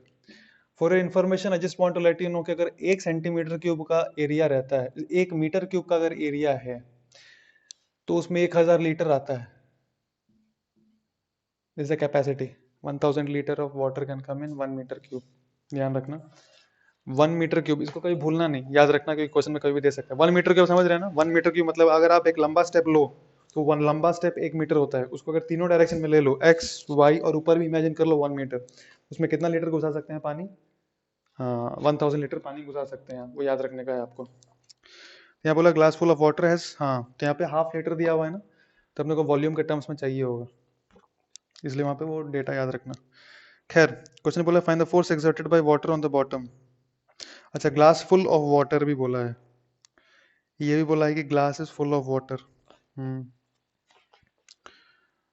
Height white सब दे दिया. Find the force exerted by water on the bottom. Okay, तो जब वाटर यहाँ पे कितना फोर्स लगेगा यही बताना, और यहाँ पूरा पानी भरा हुआ है, तो फोर्स यहाँ पे कैसे बताएंगे, ये वाले एरिया पे कितना फोर्स लगेगा, यहाँ पे प्रेशर जितना है वो यूनिफॉर्म रहेगा, multiplied by this area. So what is the pressure at that point, atmospheric pressure दिया है क्या, अच्छा दिया हुआ, एटमॉस्फेरिक प्रेशर इज 10 का power 5. So pressure at that point is 10 का power 5 plus rho of the water into g. g 10 का value देख, आपको बोल दिया एटमॉस्फेरिक प्रेशर इज इतना 10 का power 5, density of water is 1000 kg per meter cube, and g is 10. Take all numbers to be exact. So rho g and what is h, 20 centimeters, that is 0.2. ये height is the pressure. So this pressure multiplied by what is the cross section area, 20 centimeter square means 20 into 10 का power minus 4 meter square. So this is the answer. So what is the answer, 20 into 10 plus, अगर आप इसका bracket खोले 10 का power 4 और 10 का power 4 उड़ जाएगा, 10 का पावर 4 और 10 का पावर माइनस 4 उड़ जाएगा, बचेगा 20 into this 44. So this is 204 newtons. This is the pressure at the bottom. और सेकंड क्वेश्चन क्या बोला है, considering the equilibrium of the water, find the resultant force exerted by the sides of the glass on the water. It's a very good question. Considering the equilibrium of water, water is in equilibrium, find out the pressure which is exerted by the side walls. अब अगर इसका answer अगर आपके दिमाग में zero आ रहा है तो वो गलत है. Find the pressure, find the force exerted by the side walls. देखो यहाँ फोर्स लगा रहा है ऐसे करके, यहाँ फोर्स लगा रहा होगा ऐसे करके, इसी के करस्पॉन्डिंग यहाँ फोर्स लगा रहा होगा ऐसे करके, इसी के करस्पॉन्डिंग यहाँ फोर्स लगा रहा होगा ऐसे करके. तो ये जो फोर्स लगा रहा है ना, इसका दो कंपोनेंट है, एक ये वाला कंपोनेंट है, एक ये वाला कंपोनेंट है. तो ये कंपोनेंट और ये कंपोनेंट कैंसिल आउट हो जाएंगे. इसका दो कंपोनेंट है, एक ऊपर की तरफ और एक ऊपर की तरफ, ठीक है. सिमेट्रिकली इसका यहाँ पे एक कंपोनेंट होगा, एक ये और इसका भी एक कंपोनेंट ये तो कैंसिल आउट हो जाएंगे क्योंकि सेम लेवल पे है तो प्रेशर सेम होगा. पर इस फोर्स का ये जो कंपोनेंट होगा और इस फोर्स का ये जो कंपोनेंट होगा नीचे की तरफ है. अब ये दो फोर्सेस कैंसिल आउट होंगे कि नहीं होंगे, नहीं होंगे, क्योंकि ये फोर्स ज्यादा है, यहाँ पे प्रेशर ज्यादा है, यहाँ पर प्रेशर ज्यादा है तो ये फोर्स भी ज्यादा है, तो ये फोर्स का जो ये कंपोनेंट है ना वर्टिकल, वो इस फोर्स के इस कंपोनेंट से ज्यादा है। तो ये जो कर्वेचर पोर्शन है, कर्व की जो कर्व्ड पोर्शन है इस वेसल का, वो एक नेट फोर्स ऊपर की तरफ लगा रहा है। तो इस वाटर का जब एफबीडी बनाएंगे, imagine that this is water, ये सिर्फ वाटर है, कंटेनर नहीं बनाया मैंने। इमेजिन करो ये वाटर का बस ऐसा करके बॉडी है, हवा में लटक रहा है, ऑल वाटर। तो हाँ, इसके ऊपर क्या क्या फोर्सेस लग रहा है, ऊपर से एक एटमॉस्फेरिक प्रेशर का लग रहा होगा एफ नॉट, नीचे से तो मैंने अभी निकाल लिया 204 लग रहा है, सरफेस लगा रहा है 204 को निकाला मैंने, और एक एक्सटर्नल एक्सटर्नल सॉरी जो कर्व्ड पोर्शन लगा रहा है ऊपर की तरफ लगा रहा होगा, क्योंकि नीचे प्रेशर ज्यादा है ना, तो इसका ऊपर की तरफ एक नेट आएगा। अच्छा, इसका खुद का एम भी है, इसका खुद का एम भी है नीचे की तरफ, ये मैं मिटा दे रहा हूँ, कैलकुलेशन हो चुका है ये। उसका खुद का एम भी है एक नीचे की तरफ, बस इसको आपको सॉल्व कर लेना है, आपका आंसर आ जाएगा। निकालना क्या था, ये चीज निकालना था। एटमॉस्फेरिक प्रेशर कितना है, चलो फटाफट कर लेते हैं एक बार। 10⁵ इंटू 20 सेंटीमीटर स्क्वायर, मतलब 20 × 10⁻⁴, this is a F naught plus mass. Mass कितना लिखेंगे, डेंसिटी इंटू वॉल्यूम, डेंसिटी है 10⁻³ and what is the volume.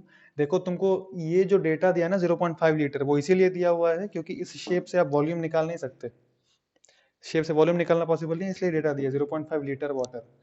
अब 1000 लीटर में 1 मीटर क्यूब, तो 0.5 लीटर में कितना, 1 लीटर में 10⁻³ तो 10⁻³ इंटू 0.5 मीटर क्यूब। पर ये मैंने क्या लिखा है, मेरे को तो मास चाहिए ना सबसे पहले। ओके, ये डेंसिटी लिखा है, तो मास के लिए मैंने ये डेंसिटी लिखा। Okay, this the density multiplied by volume is the mass, right. Mass क्या होता है, density into volume, this the density of water, this the volume of water, this the volume of water content in 0.5 litre of water, क्योंकि 1 litre में 10⁻³ metre cube होता है, तो 0.5 litre में कितना रहेगा, 0.5 इतना, ठीक। दिस इज m इंटू जी, ठीक है। this plus mg, this should be equal to what, 204 plus f net।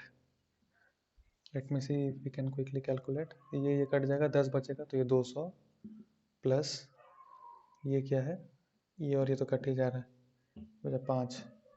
This is equals to 204 plus f net, so f net is 1 newtons, 1 newton, ठीक है। सो आप this question is clear, it is a very good question. ऐसा करके shape वेप change करके दे सकता है, पर essentially जो कॉन्सेप्ट सिखाना था वो ये था कि ये फोर्सेस लगाएंगे, नीचे जो फोर्सेस होते हैं वो ज्यादा होता है इन कंपैरिजन टू ऊपर जो फोर्सेस लगते हैं वो। And therefore once we have solved this question, let us go into a new concept, which is the force exerted on the walls of a container when it has a liquid within it. The force exerted by the walls of a container when it has some liquid within it. Force exerted on walls, say for example that there is a dam, ये उसका cross section है and there is water, ठीक है, this is the water. अब I hope आपको समझ में आ रहा है ना, वाटर ऐसे करके जा रहा है, दिस इज द डैम का head and this is one edge of the dam and the water is going and striking the dam like this. ये वाला एरिया को अपने को फोकस में रखना है, ये वाला एरिया को। तो अपने को जब प्रेशर निकालना है ना, तो ये वाला जो पोर्शन है, let us draw it properly like this. यहाँ पे पानी है, ठीक है। अगर आप ध्यान से समझो तो इस वॉल पे, सबसे पहले तो आगे बढ़ने से पहले ये समझ लेना कि अगर कोई भी एक लिक्विड है, उसके डेप्थ पे हम जाएं, तो यहाँ पे जो एक पार्टिकल रहता है वो हर डायरेक्शन में प्रेशर लगाता है, हर डायरेक्शन में सेम प्रेशर लगाएगा, ठीक है। मतलब ये एक पार्टिकल है, यहाँ पे अगर एक एरिया रख दो आप डी है, तो इस पे नॉर्मली उस डायरेक्शन में प्रेशर फोर्स लगा देगा। अगर आप एरिया ऐसे रख दो तो इस डायरेक्शन में वो पार्टिकल फोर्स लगाएगा, P इंटू डी का, ठीक है। तो अगर यहाँ पे रख दो तो इस डायरेक्शन में फोर्स लगा देगा। तो पार्टिकल जो प्रेशर लगाता है हर डायरेक्शन में सेम लगाता है, अकॉर्डिंगली वो फोर्स भी लगा सकता है हर डायरेक्शन में, ठीक है। सो नाउ जो पार्टिकल दीवार को जाके मार रहे हैं, फ्लूइड फ्लूइड के जो पार्टिकल जो दीवार को मार रहे हैं, वो अपना प्रेशर जो भी है मल्टीप्लाइड वो स्मॉल डी है, that is the force they will exert. कोई भी अगर आप एक लेयर लो हॉरिजॉन्टल, तो इस छोटा सा हॉरिजॉन्टल लेयर पे हर जगह क्या है, प्रेशर सेम है।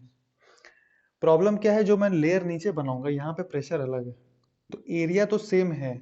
अगर मैं इसका थिकनेस dx ले लूँ और इसका लेंथ सपोज मैं ले लेता हूँ l, तो ये जो एरिया स्ट्रिप बनाया ना मैंने, जो स्ट्रिप बनाया l मल्टीप्लाइड बाई dx का जो स्ट्रिप बनाया, इस पे जो फोर्स लग रहा है, छोटा सा force, that is what, pressure at this point. Let us से मैं x पे जाके I have drawn this strip, what is the pressure, p not plus rho G X का जो यहाँ पे प्रेशर लग रहा है, इस pressure multiplied by area, that is L D x.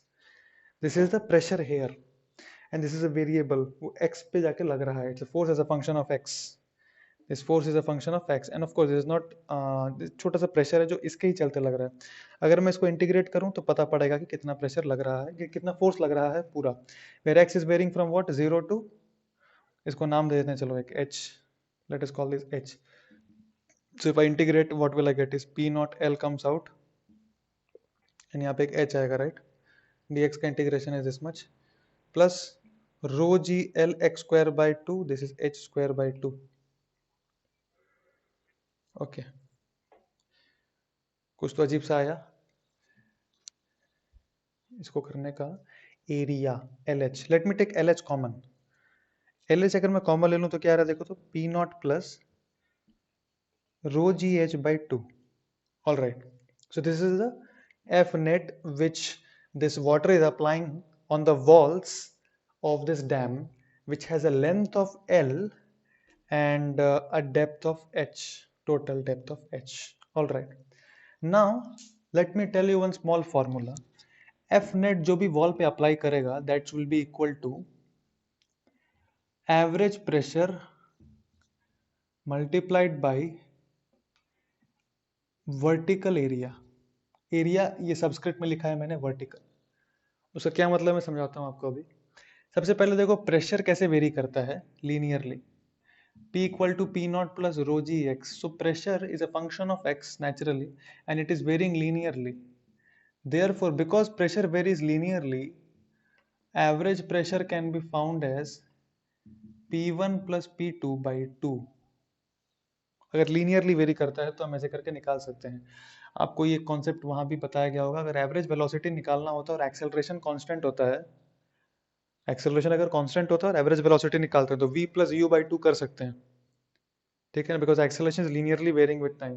वैसा कुछ कॉन्सेप्ट है, हटाओ उतना समझो मत। बस इसमें जो प्रेशर एवरेज क्या है, P1 plus P2 by two, ये कैसा यहाँ पे अप्लाई करना है देखो, ये वाले पॉइंट पे प्रेशर कितना है, P नॉट, क्योंकि एटमॉस्फेरिक प्रेशर है, टॉप मोस्ट पॉइंट है ये, यहाँ वाला पॉइंट है, तो P नॉट, यहाँ पे प्रेशर कितना है, P not plus rho ji h. तो टॉप मोस्ट वाला मैंने पॉइंट ले लिया और बॉटम मोस्ट वाला मैंने पॉइंट ले लिया, तो ये है P top plus P bottom, लिख लो इसको आप। तो एवरेज प्रेशर क्या होगा, P top plus P bottom by two, क्योंकि लीनियरली वेरी कर रहा है, ठीक है। अरे देखो ना, pressure as a function of X, मान लो यहाँ था P नॉट और यहाँ पे हो गया P not plus rho ji H, ये है रो जी एच, ठीक है। एवरेज इसका जो मेरे को चाहिए,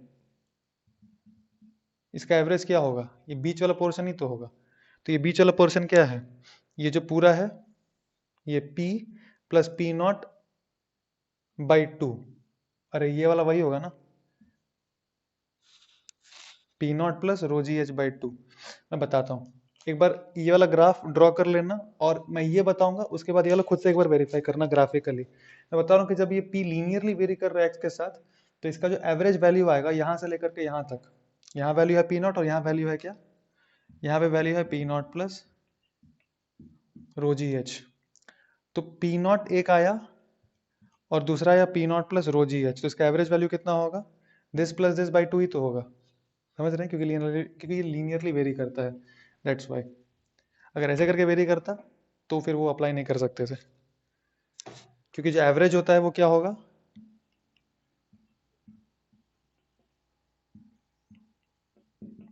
इस टाइप से होता है। तो ऐसे करके एक बार चेक कर लेना कि वो P1 plus P2 by two आएगा, ठीक है। नाउ एनीवे आपको नहीं भी समझ में आया तो बस एटलीस्ट इतना इतना याद रखना, वो तो कर ही लेंगे आप। और ये रिजल्ट भी याद रखना कि पी एवरेज क्या है, P T plus P B by two, वहां पे पुट करना है। वर्टिकल एरिया क्या मैं दिखाता हूँ। तो पी टॉप कितना है, पी नॉट, ये पी टॉप कितना है, पी नॉट, और पी बॉटम कितना था, P not plus rho ji H by two, average pressure.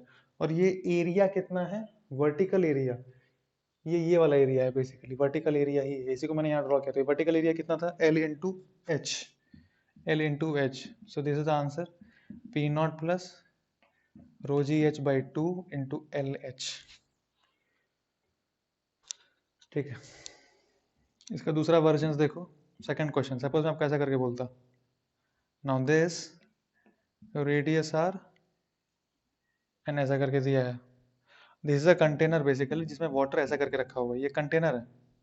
और इसका जो कंटेनर का एक एंड है वो ऐसा कर्व कर्व है, कंटेनर का एक and is curved like this, and here is the liquid.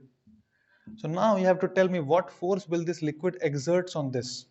What force the liquid exerts on this part? ठीक है, तो एक तो तरीका है जो मैं थोड़ा बताऊंगा आपको, लाइव क्लास में एक्सप्लेन कर दूंगा कैसे करके करते हैं, पर जो बताया वो डायरेक्ट अप्लाई करो। जो नेट फोर्स लगाएगा वॉल पे वो कितना लगाएगा रे, एवरेज प्रेशर, यहाँ का प्रेशर कितना, पी नॉट, यहाँ का प्रेशर कितना, P not plus rho ji H.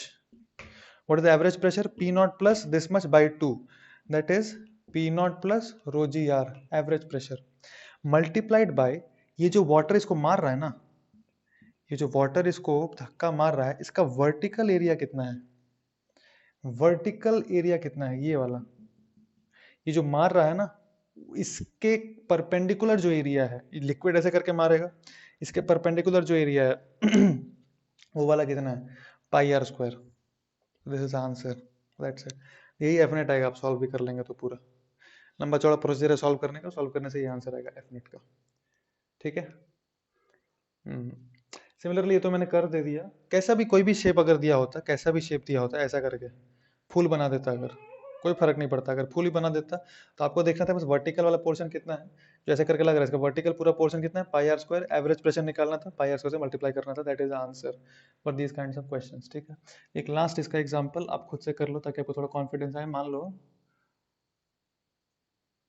एक क्यूबिकल अगर है, it's a cubical block which has a liquid, it is a cubical block which has liquid, and मैं कहता हूँ this is A, this is B and the height is C. So tell what will be the force which will be exerted on this side, what is the average force that will be exerted on that side?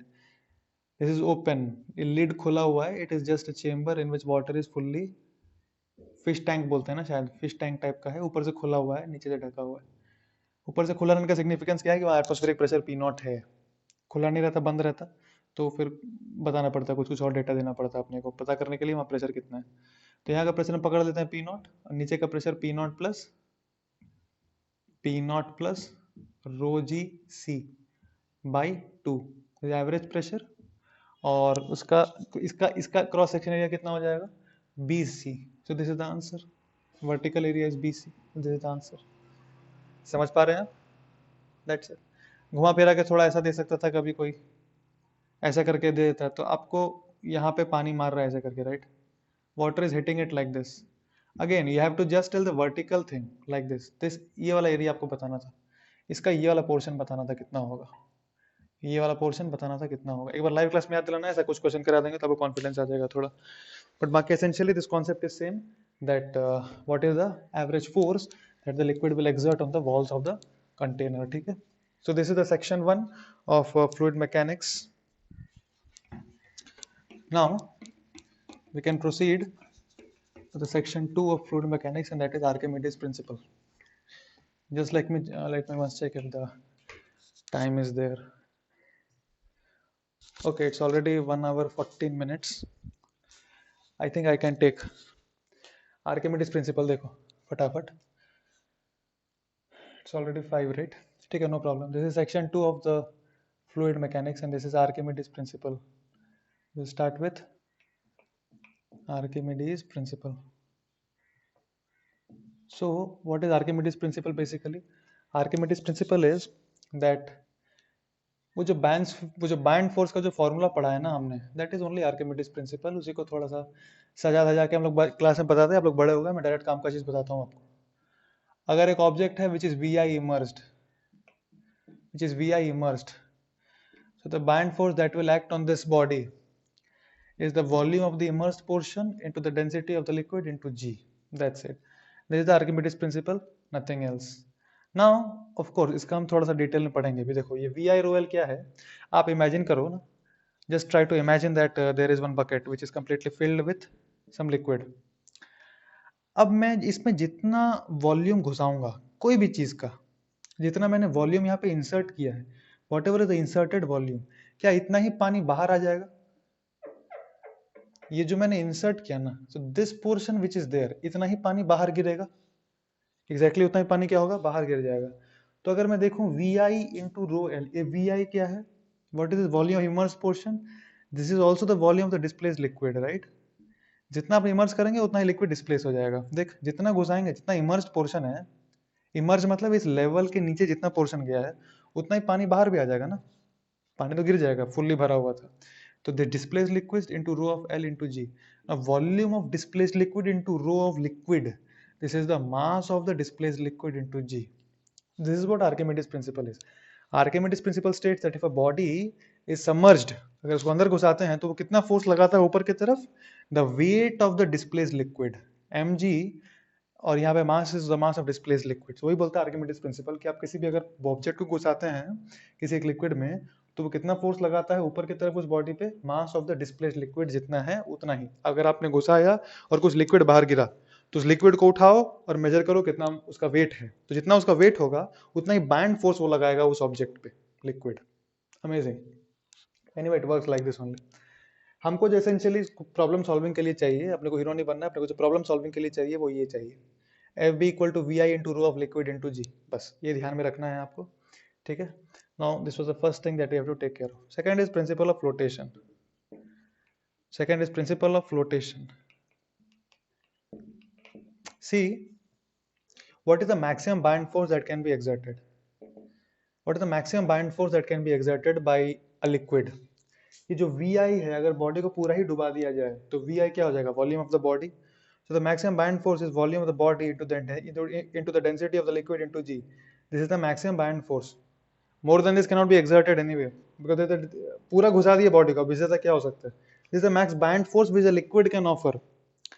But if the body का mass, body का जो wait है, if this is greater than the maximum bind force also, उससे भी अगर ज्यादा हो गया तो बॉडी पक्का डूबेगा. अगर आप पानी में तैर रहे हो या पानी में कुछ भी, अगर एक बॉडी पानी में तैर रहा है, वो क्यों तैरता है, उसका तैरने का, जस्ट 1 सेकेंड,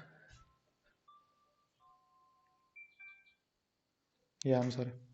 सो उसके तैरने का एक रीजन होता है कि उसका अगर हम एफवीडी ड्रॉ करें, जो भी पानी अगर में है, डूब रहा है वो या तैर रहा है, जो भी, तो दो ही फोर्स लगता है, एक नीचे mg और दूसरा bind force.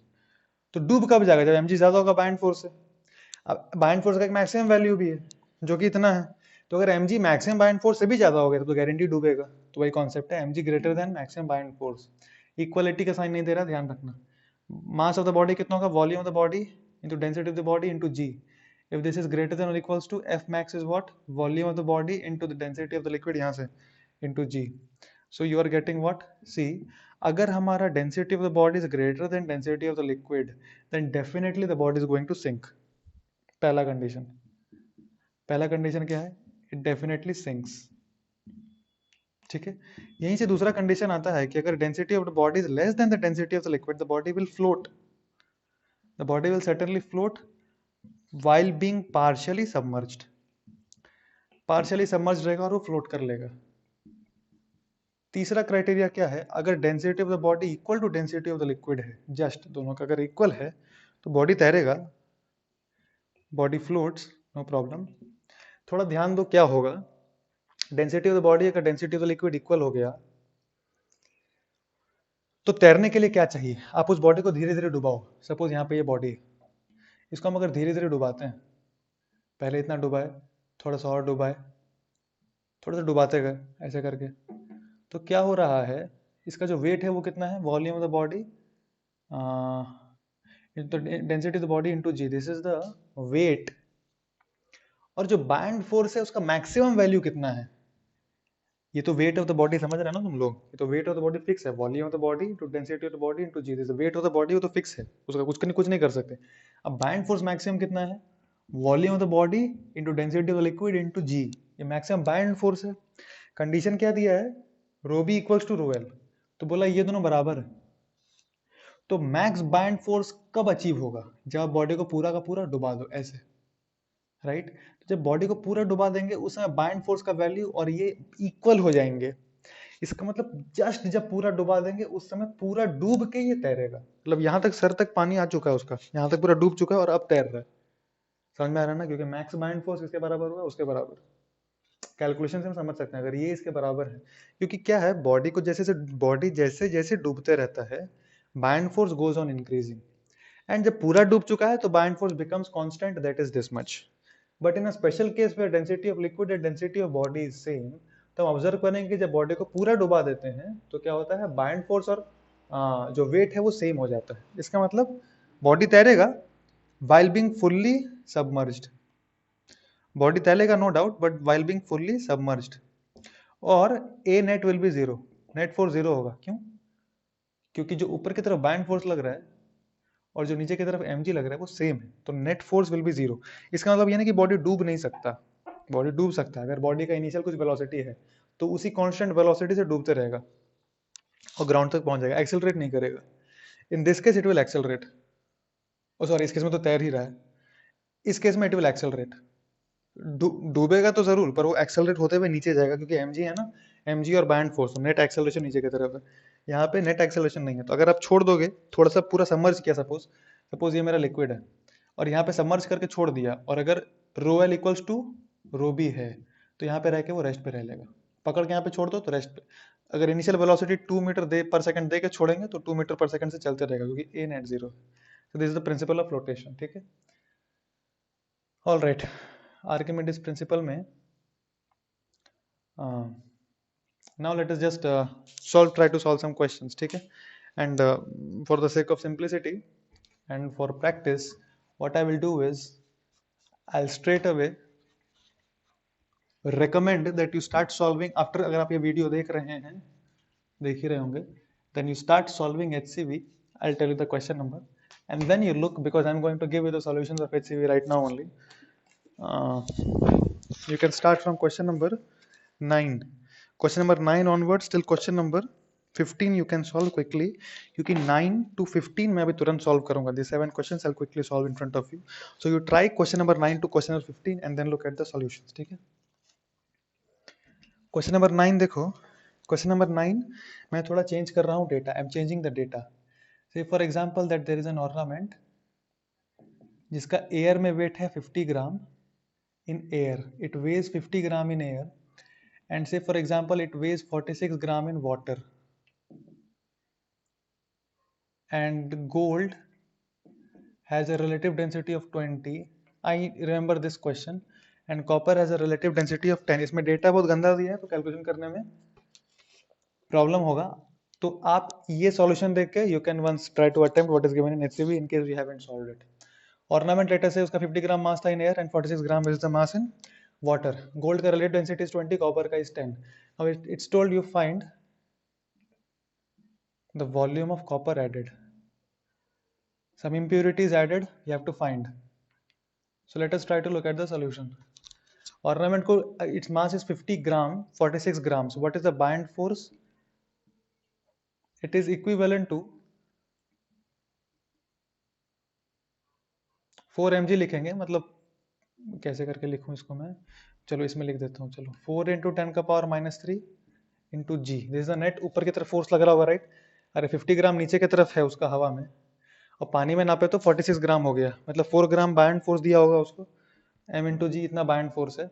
Now this force should be equal to, ध्यान से देखो, this force mass into g should be equal to what, v rho g, volume immersed density of liquid g. Volume immersed क्या होगा वो निकालना पड़ेगा अपने को, तो let the mass of copper added be x। Copper का अगर मास x है तो ओरिजिनल गोल्ड का मास कितना होगा, गोल्ड का मास होगा, देख 50 ग्राम हवा में था तो ये तो ओरिजिनल माल है, that is original thing. 50 minus x gram में 50 minus x gram, right? All right, मेरे को चाहिए वॉल्यूम इनिशियल। वॉल्यूम इनिशियल क्या है? Volume of gold plus the volume of copper, या what is the volume of gold? See, density equal to mass upon volume. So volume is mass by density. So if I'm talking of gold, it is 50 minus x by, what is the density of gold? Relative density दिया है, याद रखना। Specific gravity या relative density same चीज है। यहाँ पे क्या वर्ड यूज किया है? Specific gravity. Specific gravity and relative density are two same things. So this is 20 into 10 ka power 3 volume of gold, and what is the volume of copper? It is x by 10 into 10 ka power 3. This is the total volume. So you put this in the equation here and you'll get the result. We can quickly put this in the equation, that 4 into 10 ka power minus 3 into g. Acha, g will get cancelled. Yeah, mg hai na. So this is equals to, what is vi? This much into density of the liquid. Density of the liquid क्या है? Water. 10 का power 3, 10 का power 3 will get cancelled. So आएगा 50 minus x by 20 plus x by 10. If I solve it, it's 4 into 10 ka power minus 3, and this is 20. 50 minus x plus 2x. So it's 80 into 10 ka power minus 3 equals to 50 minus x plus 2x is plus x. अच्छा, ये 50 क्या है? This is in gram, right? Okay. This was in gram, but this I have taken as in SI unit. एक काम करो, ऊपर में ग्राम को केजी में कन्वर्ट करने के लिए 10 का पावर माइनस 3 लगाना पड़ेगा। 10 का पावर माइनस 3 लगाना पड़ेगा ऊपर में एक। ये हर जगह से आ रहा होगा, भावना को समझो। 10 का power minus 3, so these two things will get cancelled. So x is coming 30, and x किस में लिए थे हम? ग्राम में। So x is coming out as 30 ग्राम। तो 30 ग्राम क्या है? 30 ग्राम कॉपर है। तो 50 ग्राम में 30 ग्राम कॉपर ही मिलाया हुआ है। And gold is how much? 20 gram only. So if you try to physically analyze the situation, reality में अगर प्योर गोल्ड रहता तो 46 ग्राम से ज्यादा रहता। उसका जो वेट वाटर में डालने पे 46 ग्राम से ज्यादा रहता। आप सोचना क्यों, मैं बस थोड़ा हिंट दे रहा हूँ। अगर रियलिटी में वो गोल्ड प्योर गोल्ड रहता ना, तो उसको पानी में जब डुबाते तो 46 ग्राम से ज्यादा था, ज्यादा होता। पर चूंकि कॉपर का रिलेटिव डेंसिटी कम है, मतलब कॉपर थोड़ा कम भारी है, तो इसलिए उसका मास काफी कम हो जा रहा है पानी में डालने के बाद।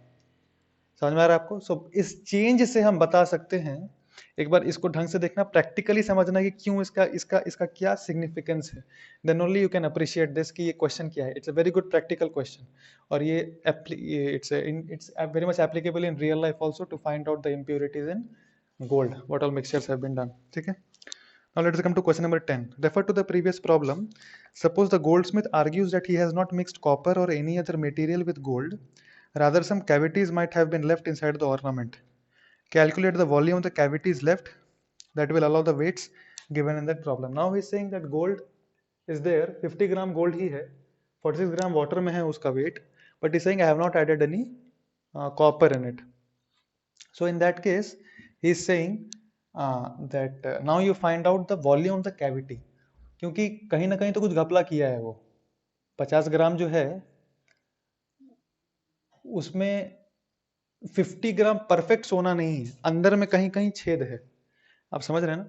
वो भरा हुआ रहना चाहिए था, but there are some cavities within. Of course 50 gram तो ग्राम वाइज वो पैसा सही लिया है, ग्राम वाइज कोई प्रॉब्लम नहीं है, पर आप समझ रहे हैं ना, आपको धोखा नहीं दिया वो। ये वाले केस में तो धोखा दे दिया था, कॉपर 30 ग्राम का आ गया। पर ये वाले केस में जहाँ कैविटी अंदर में, वो धोखा नहीं दिया, वो सही कर रहा है। वो जो कर रहा है, आपको पूरा का पूरा 50 ग्राम सोना ही दिया है वो। पर प्रॉब्लम क्या है, चूंकि अंदर में कुछ कैविटी छोड़ दिया वो, उसके चलते बाइंड फोर्स थोड़ा ज्यादा हो गया। अरे वो buoyant force V I into rho of L into g होता है ना, V I into rho of L into g होता है ना बाइंड फोर्स। तो हुआ क्या कि जो ओरिजिनल सोना है, सपोज 50 ग्राम सोना लिया वो, परफेक्ट सोना लिया वो, ठीक है, तो उसका तो आया ही वीआई में, उसका तो वॉल्यूम आया ही वीआई में, पर कुछ कुछ कैविटी था अंदर में, उसका भी वीआई में आ जाएगा, तो बाइंड फोर्स ज्यादा हो जाएगा, उसके चलते ये थोड़ा कम हो जाएगा। तो वो झगड़ा क्यों कर रहा है? क्योंकि बोल रहा है मैंने पैसा सही चार्ज किया है, अंदर में कुछ कैविटी आ गया होगा, आप परेशान मत होइए। तो 4 ग्राम का mass into ji, this should be equal to V I rho g. अब वी आई जब लिखेंगे वॉल्यूम इमर्ज्ड, तो किसका लिखेंगे? Volume of cavity plus gold का। गोल्ड का वॉल्यूम मान लो 50 ग्राम पूरा परफेक्ट गोल्ड था, तो उसका वॉल्यूम कितना आएगा, density equal to mass by volume, volume आएगा मास बाय डेंसिटी, मास कितना है 50 ग्राम, और डेंसिटी कितना गोल्ड का 20 था, तो 20 इंटू 10⁻3, स्पेसिफिक ग्रेविटी कितना है 20 इंटू दिस थिंग, हाँ या this is the volume. So volume of cavity plus the volume of gold, this is Vi into density of the water, Vi rho g, जी काट दो. अब आई होप इसको solve कर लेंगे, इसको सॉल्व करने से जो भी आंसर आएगा दैट इज द आंसर. इसको सॉल्व कर लेना एक बार, I am not solving this, ठीक है. I hope understanding is clear. Let us quickly proceed to question number 11. Question 11 में क्या बोल रहे हैं, metal piece of mass 160 gram lies in equilibrium inside a glass of water. 160 gram या इसको 0.16 kg lies in equilibrium inside water. It is kept inside what? It is kept inside water only. And if the density of the metal is 8000 kg per meter cube, 8000 per kg meter cube का इसका density है. क्या बोल रहा है, find the normal force exerted by the bottom of the glass on the metal piece. तो bottom glass, इस bottom जो है इस वेसल का, वो इस पे कितना नॉर्मल लगाएगा वो बताना है आपको. All right. तो अगर हम ध्यान से समझें इसके एफ को, इसका एफ अगर हम बनाए तो इसका अगर हम एफ बनाएंगे, देख नीचे की तरफ इसका mg लग रहा है, इसका मास कैसे निकालेंगे, मास ये दिया है और g का वैल्यू मैंने बोला है क्या, कुछ g का वैल्यू कुछ बोला नहीं, तो हम 10 ले लेते हैं चलो. तो 1.6 न्यूटन इसका वेट लग रहा है नीचे की तरफ, नॉर्मल ऊपर की तरफ लग रहा है, और नीचे की तरफ देख बाइंड फोर्स जो होता है ना वो प्रेशर डिफरेंस के चलते ही आता है. वी रो जी जो आता है, आप ऐसे करके मत सोचना कि यहाँ प्रेशर लग रहा है पी नॉट, यहाँ प्रेशर लग रहा होगा P not plus rho ji H. अरे ये जो प्रेशर का डिफरेंस है, जो फोर्स क्रिएट होता है वही बाइंड फोर्स होता है, याद रखियो. वी आई रो जी जो होता है ना, वो it is because of that pressure difference only. So आप बस डायरेक्ट यहाँ पे we I rho ji add कर दो, पूरा का पूरा डुबाए हुआ है ना, तो बाइंड फोर्स कितना लगेगा वी आई रो जी ऊपर की तरफ, volume immersed into the density of this body into g. ठीक है, और तो कोई फोर्स नहीं छूट रहा नीचे की तरफ को ऊपर की तरफ, ठीक, बस इतना ही निकालना था. नॉर्मल फोर्स, नॉर्मल फोर्स क्या आएगा, normal force plus this equal to 1.6, so 1.6 minus volume immersed. Volume immersed कितना है, मास दिया हुआ डेंसिटी दिया हुआ है, मास दिया हुआ डेंसिटी दिया, वॉल्यूम कितना, मास बाय डेंसिटी, मास, मास कितना था रे, इतना, हाँ, तो mass by density is what 8000, mass by density, ठीक है. This the volume V I into the density of the body, volume इमर इतना ही है ना, into the density of the body is that thing only. Something is wrong, something is wrong. नीचे की तरफ उसका वेट कितना लग रहा है, मास इंटू जी, हाँ, और ऊपर की तरफ लग रहा है वॉल्यूम इमर्ज्ड. वॉल्यूम इमर्ज कितना होगा, अच्छा सॉरी, जो बाइंड फोर्स लग रहा है वो तो वी आई रो एल जी है ना, हाँ, तो ये है V I into rho of liquid is 1000 and g is 10. So what is this? This is 8. So it is 1.6 minus, ये काटेंगे तो आएगा 0.02, क्योंकि 16 है, this is 0.2, so this is 1.4 newtons. Yeah, now I hope it is correct. So this was question number 11. चलिए, let us quickly go to question number 12.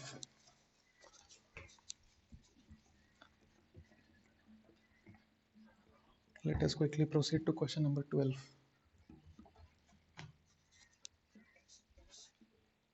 Yes. What is there in question number 12? Ferry boat has internal volume 1 meter cube and weight 50 kg.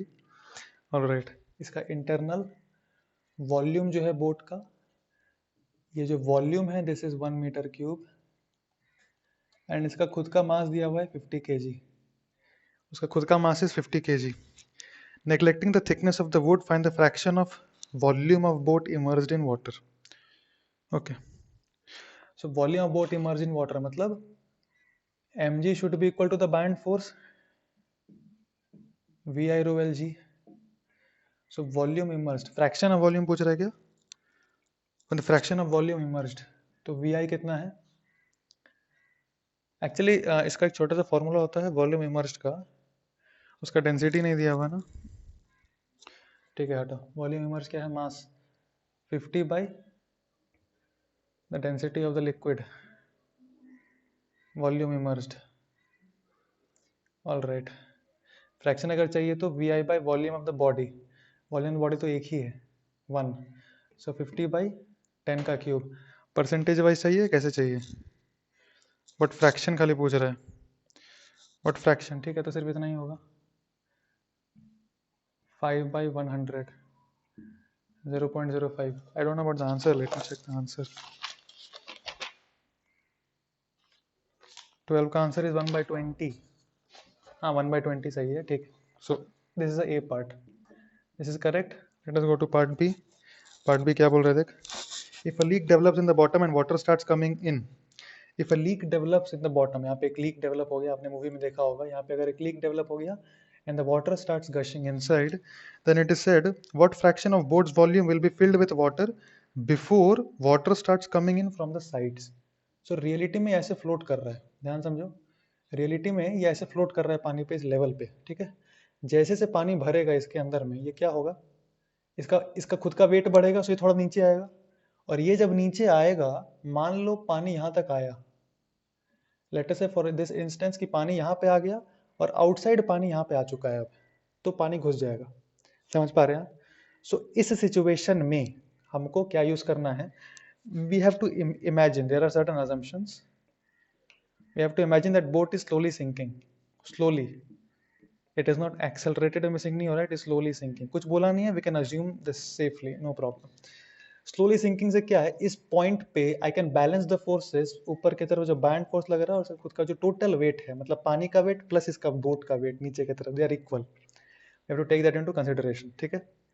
बोला कितना घुस जाएगा कि just ये पानी अब घुसना स्टार्ट करे, तो धीरे धीरे पानी घुस रहा है, ये नीचे आ रहा है, कितना पानी घुसा हुआ है कि ये घुस जाए अंदर में, तो लेट दैट पानी बी वी, ठीक।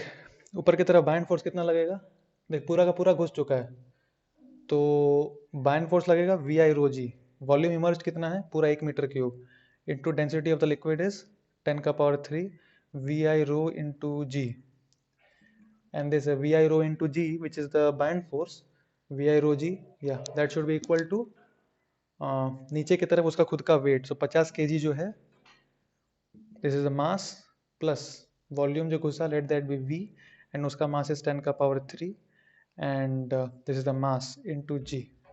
so I hope this should be the answer, 10⁻³ minus 50, 1000 minus 50, 1000 minus 50 is 950 by 10⁻³, this is the volume, so this is 0.95 metre cube, इतना पानी घुस जाना चाहिए। तो क्वेश्चन ने बोला है what fraction of boats volume will be filled, boat का वॉल्यूम है 1 मीटर क्यूब और 0.95 मीटर क्यूब घुस ही गया, तो व्हाट फ्रैक्शन 0.95 बाई 1, मतलब 0.95, परसेंटेज वाइज अगर बात किया जाए तो 95% भर चुका है बोट, तब बोट डूबने वाला रहेगा, ठीक है। Okay, let us come to question number 13 quickly, 13, 14, 15। Question number 13, question number 13 में क्या बोल रहा है, cubical block of ice is floating in water, has to support a metal piece weighing 0.5 kg। Ice तो खुद तो तैर ही रहा है इतना मेहनत करके, साथ ही साथ में क्या कर रहा है, खुद तो बेचारा तैर रहा है, क्यूबिकल ब्लॉक है, काफी मेहनत से खुद से तैर रहा है, और साथ ही साथ इसके सर पे एक वेट भी रखा हुआ है, इसके सर पे जो वेट रखा हुआ है वो रखा है 0.5 kg का, इसके सर पे जो वेट है दैट इज 0.5 kg का, और बोल रहा है okay what can be the minimum edge of the block so that it does not sink in the water. इसका, इस क्यूबिकल ब्लॉक का मिनिमम एज कितना होना चाहिए कि वो डूबे ना खुद पानी में। ऑल राइट, तो इसका अगर इक्विलिब्रियम का हमको बात करना है, मिनिमम एज पूछा है कि जस्ट डूबे ना, इसका मतलब अगर इसका एज को बढ़ाएंगे तो बैंड फोर्स बढ़ जाएगा, ठीक है। ये थोड़ा एनालाइज करना है, मैं जब पूरा सॉल्व करूंगा तो एनालाइज करना, इसके अगर एज को हम बढ़ाएंगे तो बैंड फोर्स बढ़ेगा, उसके चलते मिनिमम एज पूछा है, क्योंकि अगर उससे बड़ा करेंगे तो बैंड फोर्स बढ़ जाएगा। कैसे हम एनालाइज करेंगे, देखो फिलहाल मिनिमम पूछा है, मतलब जस्ट ये सपोर्ट कर रहा है, मतलब पूरा डूबा हुआ है, अपना जान प्राण लगा दिया और पूरा डूबा हुआ है खुद, पर जस्ट इसको बचाया हुआ है, and it is in equilibrium.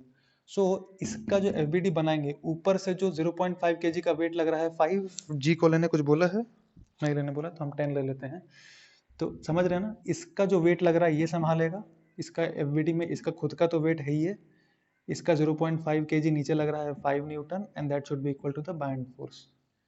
या सो इसका क्यूब अगर एज ए है, it's cube of edge A, and उसका डेंसिटी मेरे को दिया है 0.9 स्पेसिफिक ग्रेविटी दिया है, so that is 900 kg per metre cube. So इसका खुद का वेट कितना हो जाएगा, इसका वॉल्यूम इंटू इसका density is a mass into g, this plus 5 should be equal to buoyant force ऊपर की तरफ कितना है, V I volume immersed into rho of the liquid into g. Okay, g g cut नहीं रहा तो इसको 10 ही पकड़ लो। ओके 10 पकड़ लेते हैं, let us take this 10। So 5 equals to, उसको अगर उधर भेज दें, इट इज 10a क्यूब, या 10a cube, and this is 1000 minus 900, that is 100। So a cube का वैल्यू आ रहा है 5/1000, so a is cube root of 5/10 metre. सब कुछ मीटर मीटर में लिया है तो मीटर में आंसर आएगा, ठीक है। सो इसको अगर आप सॉल्व करेंगे, I don't know what is the value, but you have to approximately calculate the value. Question number 14, cube of ice floats partly in water and partly in kerosene oil, partly in water and partly in kerosene oil ऐसा करके है। so this is kerosene oil, kerosene oil is actually rarer than water, so ऊपर में है वो, and this is water and this is floating like this। cube बोला है क्या, it's a cube, okay cube, so let the edge be a, let the cube का edge be a, kerosene oil का specific gravity is 0.8, so it means rho of the kerosene oil is 800 kg per meter cube and the rho of ice is 900, ये उसका specific gravity दिया है 0.9।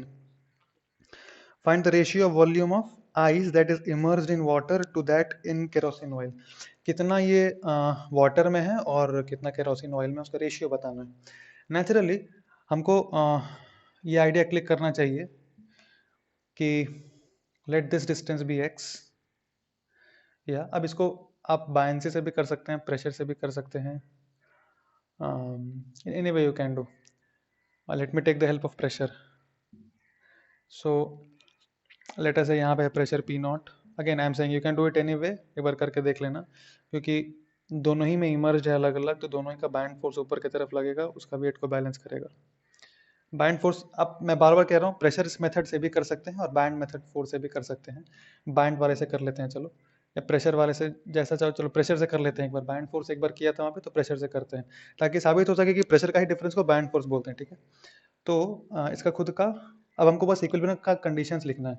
ऊपर से जो force लग रहा है वो कितना लगेगा, देख P नॉट ए, यहाँ से फोर्स लगेगा, ऊपर से फोर्स लगेगा P नॉट ए, नीचे से फोर्स लगेगा P dash into A, it's a cubical thing, and इसका खुद का मास भी है, एंड ऑफ कोर्स ऊपर की तरफ एक बाइंड फोर्स लगेगा, दोनों का बाइंड फोर्स लगेगा, इसका अलग और इसका अलग, ठीक,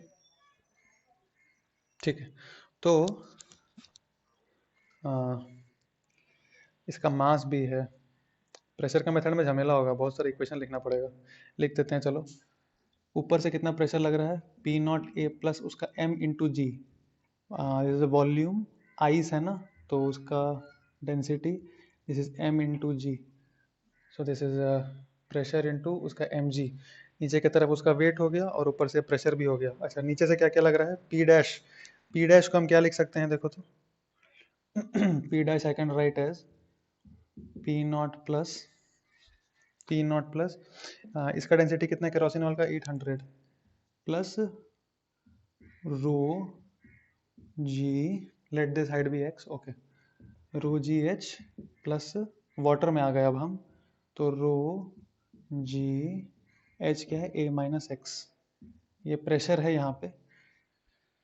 so this is P not plus pressure यहाँ पे into A, that is A square, actually A is A square because वो क्यूब है तो उसका एज है A square, plus M G, this is equals to P naught नीचे की तरफ से, and I guess this is finished. Pressure वाले मेथड से क्या है ना, तो ऊपर का प्रेशर और उसका वेट और नीचे का प्रेशर, या दैट्स इट। सो यहाँ से A square is getting cancelled and only one A will remain. Further if you calculate P naught will get cancelled, and it is 900 AG, Okay, let me see. It is 900 AG and this is equals to what? 8000 x plus 1000, 10,000 A minus 10,000 x. अच्छा ये g है क्या रे? तो g को 10 लिख देते हैं तो ये क्या आ जाएगा 9000 A. Okay so this is minus 2000 x तो इधर आएगा this is 2000 x this is equals to 1000 A 1000 A so x is A by 2 so this x is A by 2 it means half submerged it is half submerged yeah so question में क्या बोला था specific gravity of find the ratio of volume of ice immersion ratio of volume so ratio of volume of ice immersed in water to that in kerosene oil so 1:1 दोनों में same ही immerse हुआ है all right one last question number 15 let me see question number 15 let me solve question number 15 is also easy only it is not difficult at all let me show it I hope the things are getting recorded or not yeah question number 15 देखो cubical block is to be constructed with iron sheets 1 millimeter in thickness अच्छा यहाँ पे एक चीज ध्यान दो यहाँ मैं एक चीज बताना भूल गया आपको हर क्वेश्चन को फिजिकली पक्का एनालाइज करना वरना बाउंसर चला जाएगा every question try to physically analyse कि क्या हो रहा है और सॉल्यूशन देखने के बाद भी ट्राई टू फिजिकली थिंक कि ऐसा करते तो क्या होता वरना समझ में नहीं आएगा ठीक से हर क्वेश्चन को यहाँ में कुछ बताने वाला था पर मैं छोड़ रहा हूँ as a homework you only think and tell me what will happen question 15 cubical block is to be construct यहाँ पे बेसिकली बोल रहा हूँ कि अगर आप ए बढ़ाओगे तो इसको ज्यादा ये ज्यादा सपोर्ट कर सकते हो ध्यान दो अगर आप ये एच बढ़ाओगे तो बाइंड फोर्स बढ़ता है जो नेट बाइंड फोर्स आया वो ये आया मतलब अब ध्यान देना या जो नेट बाइंड अगर आप इसका एक्चुअली क्या होगा साइज इंक्रीज करेंगे तो वेट भी बढ़ेगा पर बाइंड फोर्स भी बढ़ेगा पर जो बाइंड फोर्स माइनस वेट है वो पॉजिटिव रहेगा और वो बढ़ते रहेगा मतलब ये ज्यादा वेट सपोर्ट कर पाएगा just try to see this once from here question 15 cubical box is to be constructed as iron sheets of 1 millimeter in thickness sheets है there are sheets and that has a thickness of what 1 millimeter it is a thickness of 1 millimeter and what can be the minimum value of external edge so that cube does not sink in water density of iron and density of water दिया हुआ है अपने को density of iron is given and density of water what is the minimum value of the external edge so that the cube does not sink इसका मतलब edge बढ़ाने से bind force बढ़ेगा सेम कॉन्सेप्ट यहाँ पे यूज हुआ as बढ़ाने से बाइंड फोर्स बढ़ेगा अंदर में हवा है ऐसा करके क्यूब है just the concept of ships you have ships which are made up of iron but they don't sink why do they don't sink they don't sink because जो bind force होता है that is greater than their weight same concept will be used here also so what is the minimum value of the edge पूछा है so of course minimum value edge में पूरा पूरी डूबा हुआ है bind force should be equal to mg so what is the bind force vi पूरा का पूरा डुबा दिया अगर तो vi into rho of the liquid into g should be equal to mass of this thing what is the mass of this thing actually is very interesting it's volume mass का calculation करो तो volume of this sheet multiplied by its density yeah now what is this volume 6 into a square this is a cube it's made from sheets so हर एक sheet का area is a square so पूरा area is 6a square and volume निकालने के लिए 6a square multiplied by thickness of one sheet thickness of one sheet is I think 1 millimeter दिया हुआ था so it is 10 का power minus 3 meter into इसका density whatever it be let me put it here 6a square into 10 का power minus 3 into उसका density कितना दिया हुआ है 8000 8000 so this will get cancelled by 8 यहाँ पर g नहीं आया क्या अच्छा g cancel हो जाएगा g आएगा यहाँ पे so g is getting cancelled and this is a simply so this a equals to into 8 I guess this much और तो कुछ छूट नहीं रहा ना रे यहाँ पे 8 है और या so this is 48 into 10 का power minus 3 meter that is 48 millimeter that is 4.8 centimeter this is the minimum इससे ज़्यादा रहेगा तो ऑफकोर्स बैंड फोर्स ज़्यादा हो जाएगा तो उससे कम ही डूबेगा So having these concepts, you can solve till question number 25, and then this is the second section of fluid mechanics. The third section is the fluid dynamics, and there we'll see the equation of continuity A1 V1 equal to A2 V2 and Bernoulli equation. ठीक है, चलिए, thank you very much.